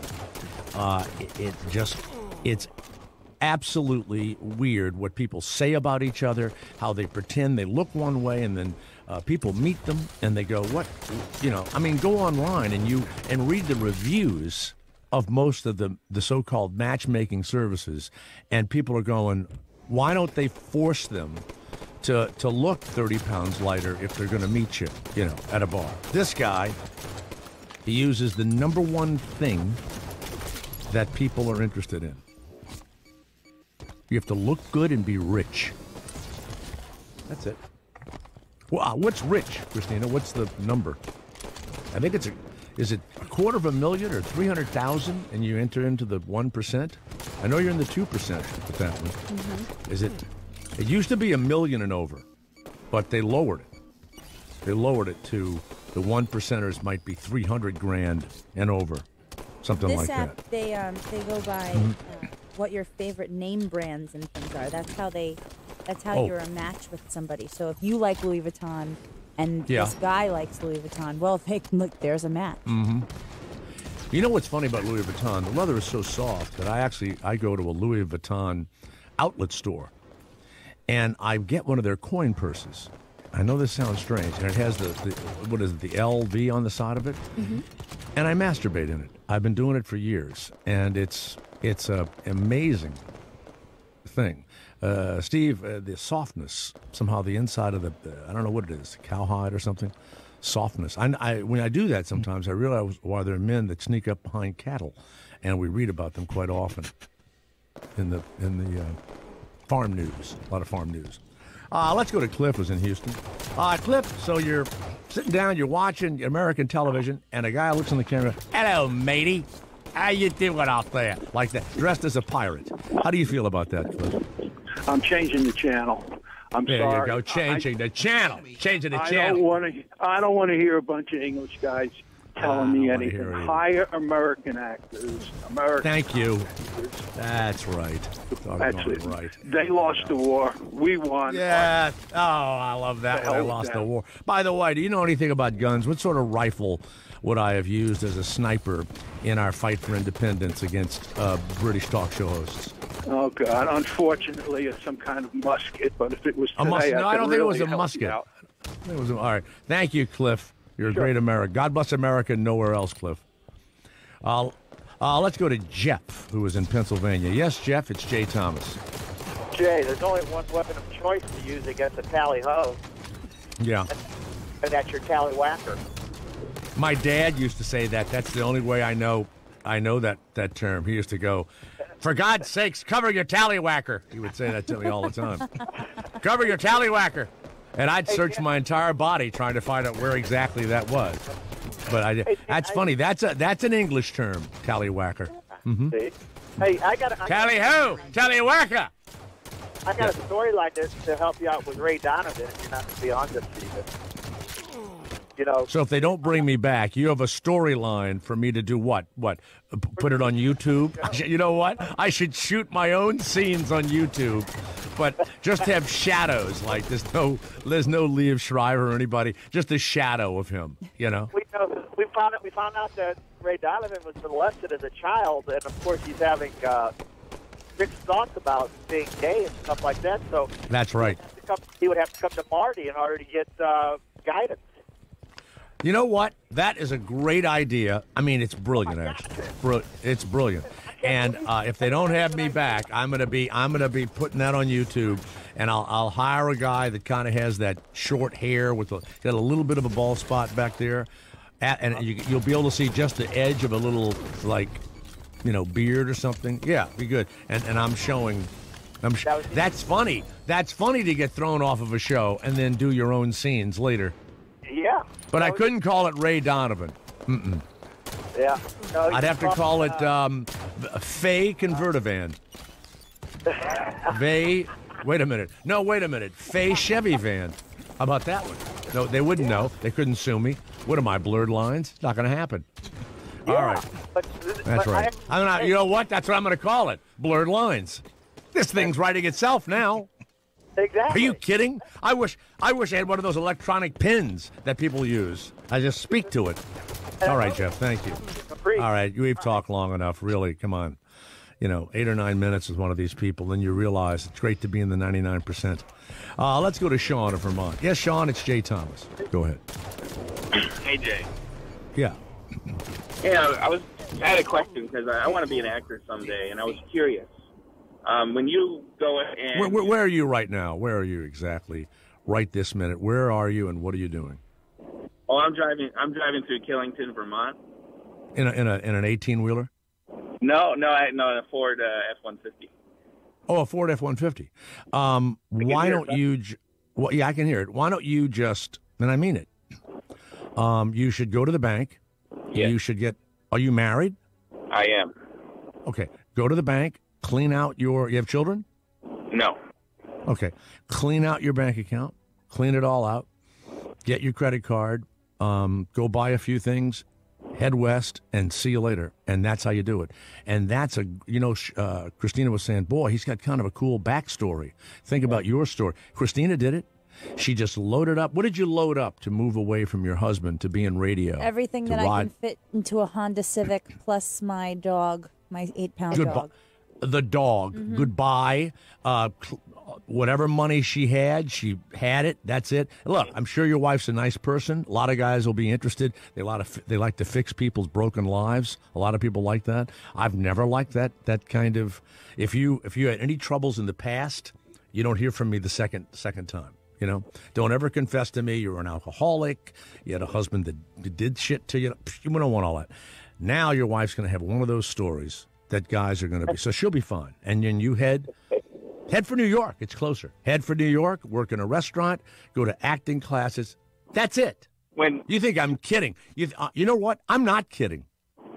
Hey, Jay, Christina, tell him. You know I'm not kidding. He's not kidding.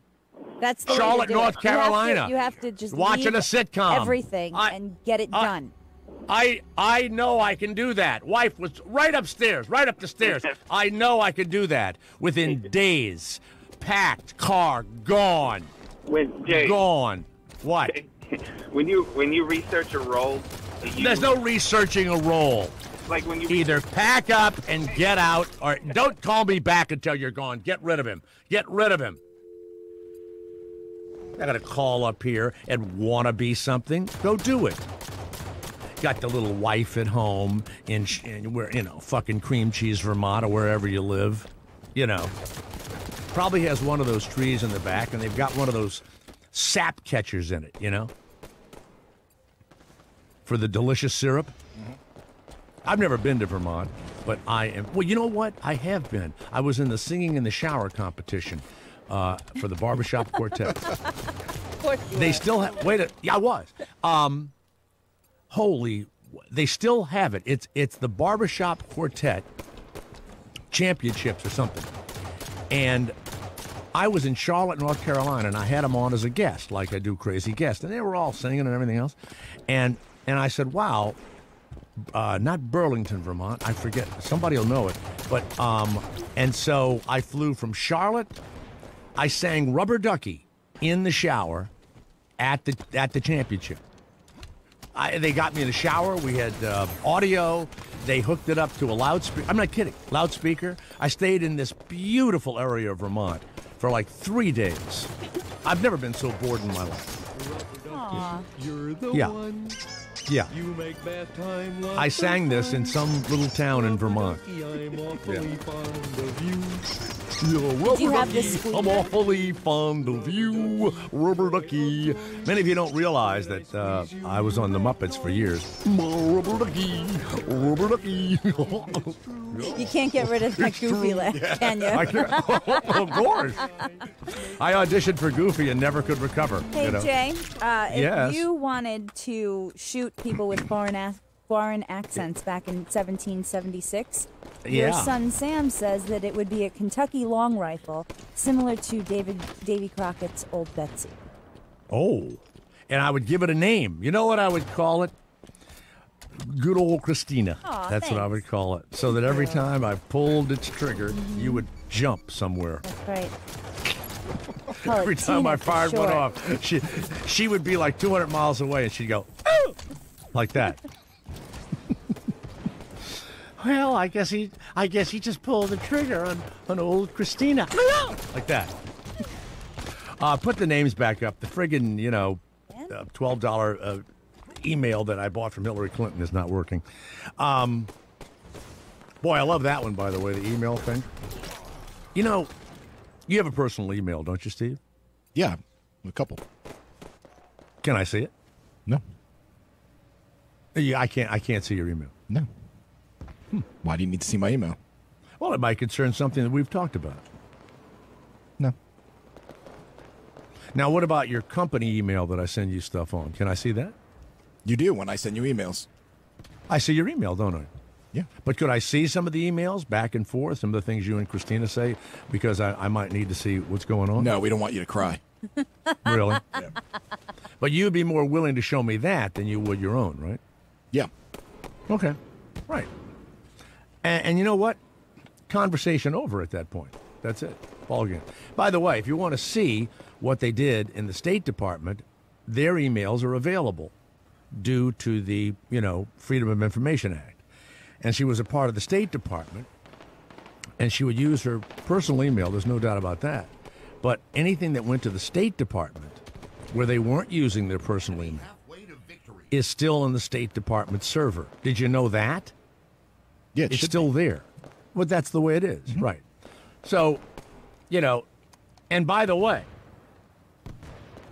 they're still looking for, somebody going, oh, let them all die in Benghazi. They're really looking for that email, that one.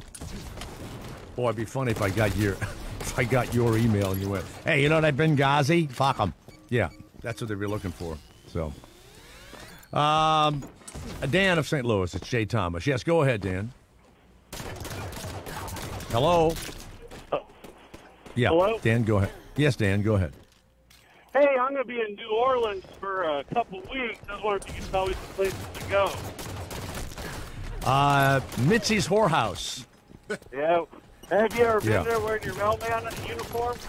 Yeah, I have. I go there all the time with a mailman uniform. I hope whatever you're driving flips off the road, and there are people that could save you, but they don't, and you burn to death. All right, get rid of him. Get rid of him. And I hope that we play audio or video of your screaming last moments. That's what I'm hoping for you.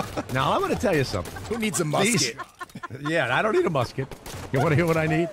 All I need is my ability to get into your head and make you think that maybe, just maybe, you may not be watching that road as well as you ought to. Because there's a lot of flipping and there's a lot of live burnings out there. And just to ensure your death, they can rescue you. Oh, they can, but they don't. Refused. Why didn't you rescue him? Well, you know that the doorknob was really hot. It was just hot. But wait a minute. He was inside yelling, help me, help me. I can't open this door from the inside. I know. Well, why didn't you just take your shirt off? And well, I have man tits, and I just didn't want that, on anybody's phone. So you didn't take your shirt off to wrap your hand up and save a man's life? Do you ever listen to that Jay Thomas show at Sirius XM? Yes. Well, he said the next time we see this guy that we should let him burn up inside of his car, even though we could save him. All right. Anyway, the NSA had a terrible break-in, which is, our National Security Administration. It's at Fort Meade, which is in Maryland. It just happened early today. An SUV of some sort. I mean, it's way far away from the thing. And this is like Fort Knox, literally, right? And like the Pentagon, I'm sure, is also. So these two guys crashed, but it's just come over that they were wearing women's clothing. There were two guys. It's a suicide mission. The thing didn't blow up. They just rammed into something, jumped out, and either started shooting, and they were killed instantly. Or either one's in critical condition, but the other one's dead. Do you have that ABC report that I sent you? Hopefully it says they were in a women's clothing. No, the one you sent me does not have audio. Oh, it doesn't? Nope. Does it say they had women's clothing on? Two men dressed in women's clothing. I saw that right before we came on the air. That they pulled them out. They were both wearing a frock. Yes. They were both dressed as women. They were both dressed as Bruce Jenner. Yeah, they both jumped out. So they thought maybe that the softness of a woman would get them through the security or something of the place. They're completely wrong. Completely, totally, absolutely, 100% insane. I mean, they're going to stop everybody. Are you nuts? That's what's so weird. You mean you leave the house knowing you're going to die? I don't even know how that works. I don't even know. That's such a bad choice of armies, What would you like to be in? Air Force, the infantry, the tank command, sniper, the Navy, or the suicide army? Let's see. I get seasick. I get a little airsick, too. Infantry, it's in the mud and all. Let me think.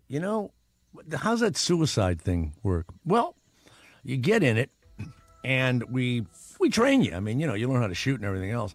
And then we send you either filled with bombs, like in a pack. What's that weigh? About 30 pounds. Okay. But we jog you for a while in a weight vest. Oh. And we jog you around, and you learn how to shoot and everything else. You're going to wear all black or a woman's outfit. That's the newest thing we've been doing lately. Really? Yeah.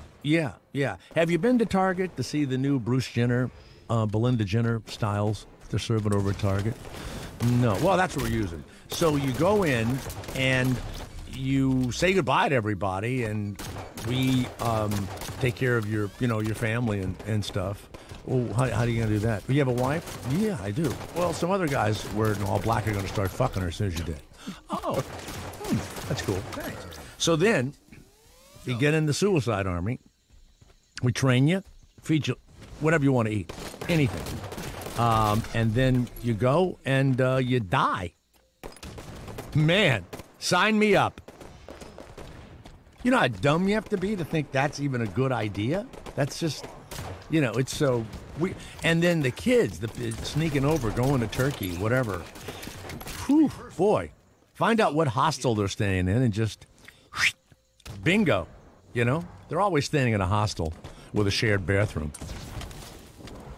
By the way, even when I didn't have enough money, there's no me staying in a thing where people with backpacks sleep with bed bugs that can carry you and 5 other people away, and then go in a shared shower.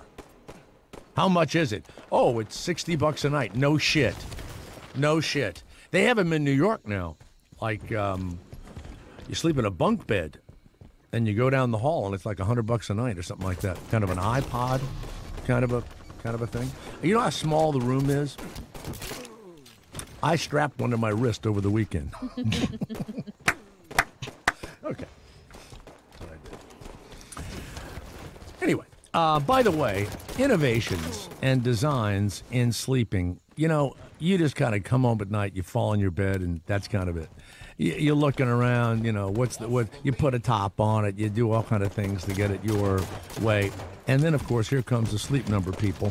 And they're going, why don't we just make a bed that you can customize, depending on how tired you are, what your physical needs are, and give it all new Sleep IQ technology. Okay? So your Sleep Number bed will know exactly how well you slept last night. And you can customize your Sleep Number. And now you can save $600 on the Sleep Number i8 bed, rated #1 by a leading consumer magazine. $600 savings on the Sleep Number i8 bed, top rated by the leading consumer magazine. You'll know better sleep. You'll find your Sleep Number at sleepnumber.com, where you'll see a number of like 450 Sleep Number stores nationwide. There has to be one near you. So go to sleepnumber.com. Be sure to tell them Jay Thomas sent you. For a good night's sleep, they've got your number.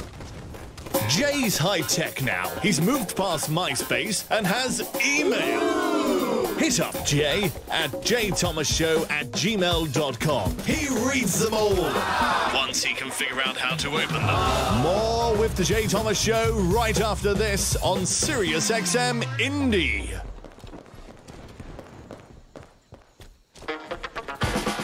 Welcome back to another hour of the Jay Thomas Show. We have a lot to fill, so give us a call, 866-99-INDIE. Or for those BlackBerry users from 2003, it's 866-99-6343. You know who you are. Now, here's Jay Thomas.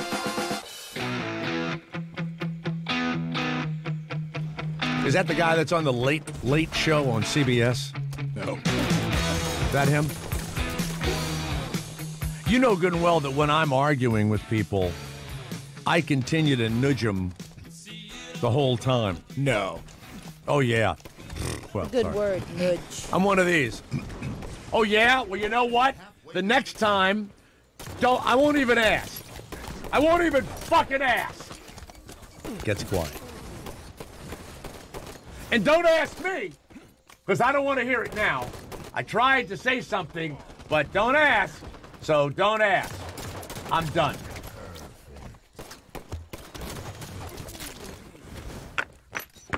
Let somebody else ask. I'll do it for days. Over and over again. So that's why I have a radio show. So that every time I hear something, I want to keep repeating it. That's it. That's me. You should know that about my... I'm actually... Repeats are my life. What do you think of that? Mm-hmm. I should take more time off here. Well, we once did a survey to find out how many gay, bisexual, transsexual, and gender reassigned people there were in the United States. It's under 2%. It's like 1.5%. That's it. Well, I was shocked by that. Absolutely shocked. And I said, well, let's move it to 2%. But it's a very small percentage of the country. And the same thing with the Native Americans who are wreaking havoc. And I'll talk about that in a little while. So now you're not allowed to make any jokes at all about anybody doing anything, right? And I wasn't making a joke earlier.